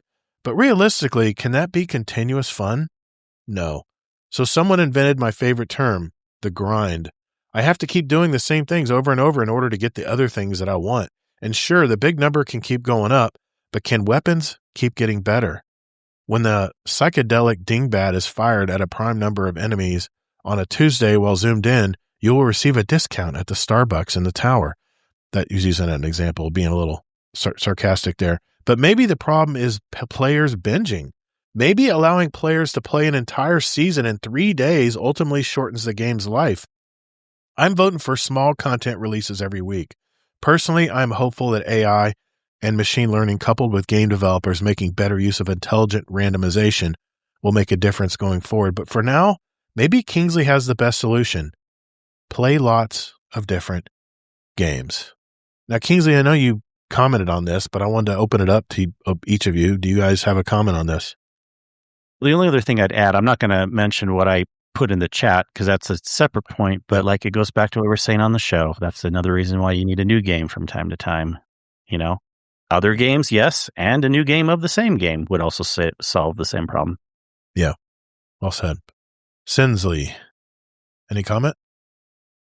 No, I mean, I'd second that. If you have the time for it and don't want to get burned out and just kind of want to enjoy multiple games, and like Kingsley said, developers need to release new games every now and again too. Yeah, I'll go back to what he said I've mentioned is what does it have to deliver to make players want to play every day? And that's make it a hobby. I need a hobby game. I need something that I can work toward for an hour or two after work every day. And I guess you can put that under the grind as well. You know, if I'm looking for a certain blueprint, say in Arc Raiders, and I know I have to go through these buildings so many times for the RNG to finally make sense and for it to drop for me. But I think definitely playing other games, I mean, that just is not my play style. I'm the type of guy who likes to jump on one game and perfect it, get really, really good at it, and enjoy every ounce of the game that's being offered. Instead of I'm not one to just rush through stuff and just get it done and go, well, there's nothing to play. There's nothing more to do in the game. No, that's not the only answer when you rush through stuff.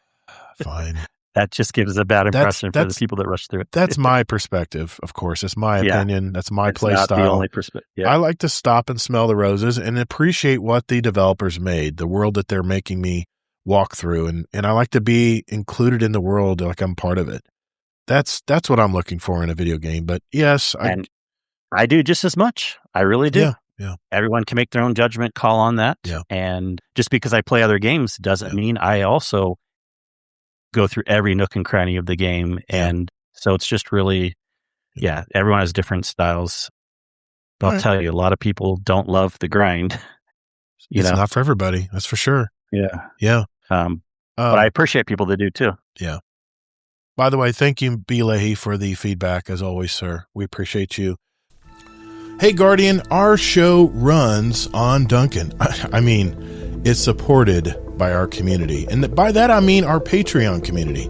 We're nearly 100 strong now. And if you want to join an awesome group of people and get the benefits like a private channel with myself and Kingsleymac and all of our other Patreon members out there, not to mention special badges in our Discord community, years of behind the scenes, special audio and video episodes just for our patrons, and it's really simple. Just go to guardiandoutcast.com and hit that Patreon button to find out more. You can also join us for free, so what do you got to lose?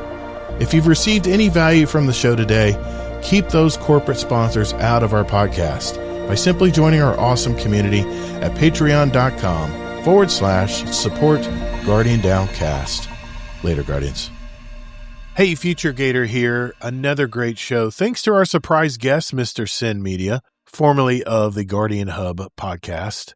Again, if you want to hear his original interview with us, it is episode 34 from March of 2020. And you can go to guardiandowncast.com and just search for Sin, C-Y-N, and it'll pop right up. Really good to hear from him. He's been so busy working, and it's really great to have him as just a third person to put out their comments there. And the main reason, like I said, we haven't seen Sin in a long time. Maybe we'll see him in some future shows. We'll have to see. Thank you to all our live chat tonight with their input. I really hope you guys liked our little makeshift speed run and our little answers that we gave for each of those. And 2 questions.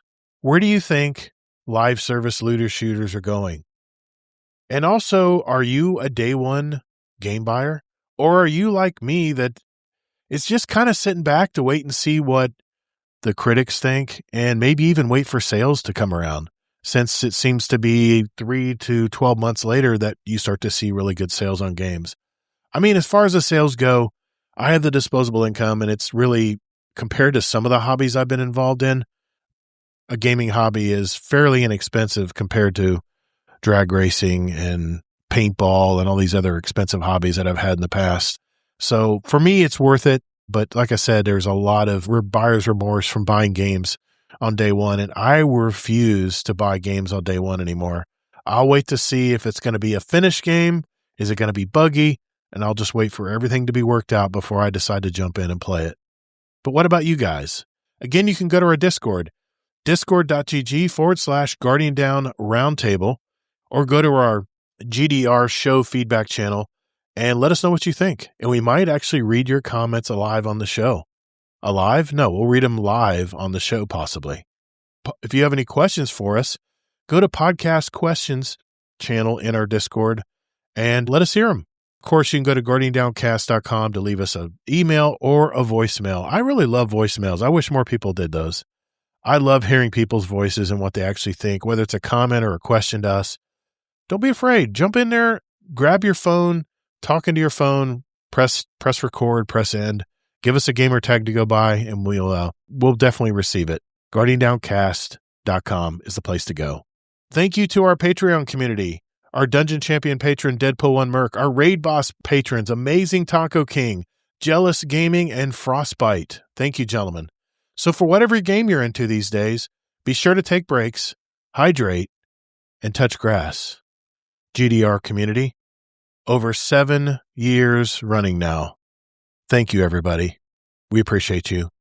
The path to victory is long, but there's always hope. Fight!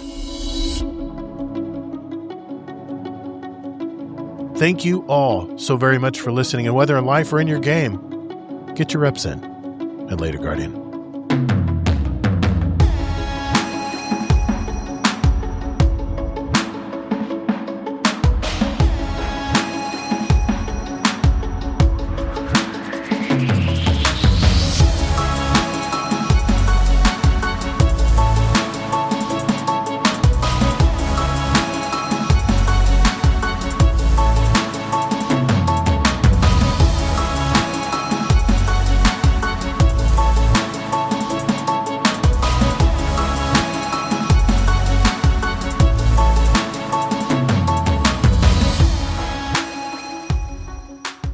Overtime. Let's do this. And on that note, that's our show, guys. I appreciate everyone coming out and listening to us ramble on about our answers, speedrun answers and questions.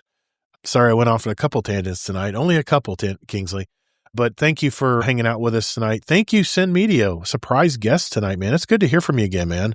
You definitely should do this more often, you know? Absolutely. Well, hopefully I will be roughly about the same time most Thursday nights, as long as I can leave right about the time that I did tonight. So we'll see. I'll put you on. I will always be there for you. Absolutely, man. Thank you. We'll put you on that rotating list of people who come back to our show and want to discuss video games and stuff. So thank you, man. Appreciate you. Business doing pleasure. Excellent. Anyone you want to give a shout out to tonight, Sin? No, shout out to you all. Great job on keeping it going. 367 episodes deep. Shout out to the entire community. Shout out to everybody that we play these video games with. Right. You all are magical. Excellent. Thank you. Kingsley, any last minute shout outs? Yeah, just same. I usually try to shout out the guests, but I guess I'll do that also for Sin because it's been a minute being on some kind of podcast together. I guess we kind of did. Did we do were you there for the Goodbye Destiny? Not, that's not what I meant, but the one. Mega cast that we did recently. No, I think I missed. No. Okay. Well, anyways, this is it then. So, yeah, it's been a minute. Yeah, It's been a minute.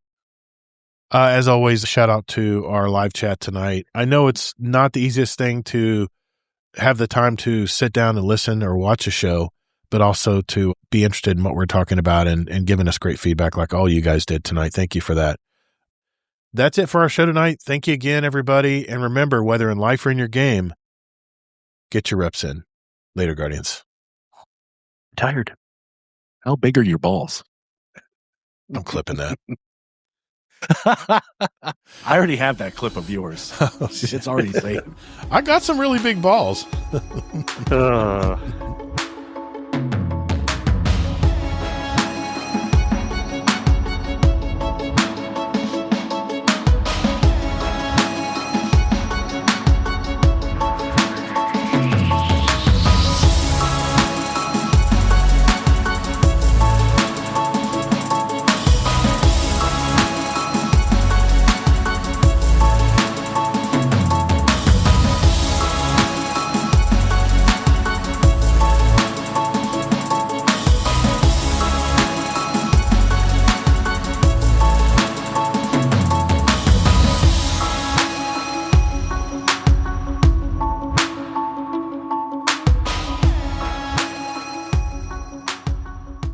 This cast was brought to you by OnlySins.com for free $99.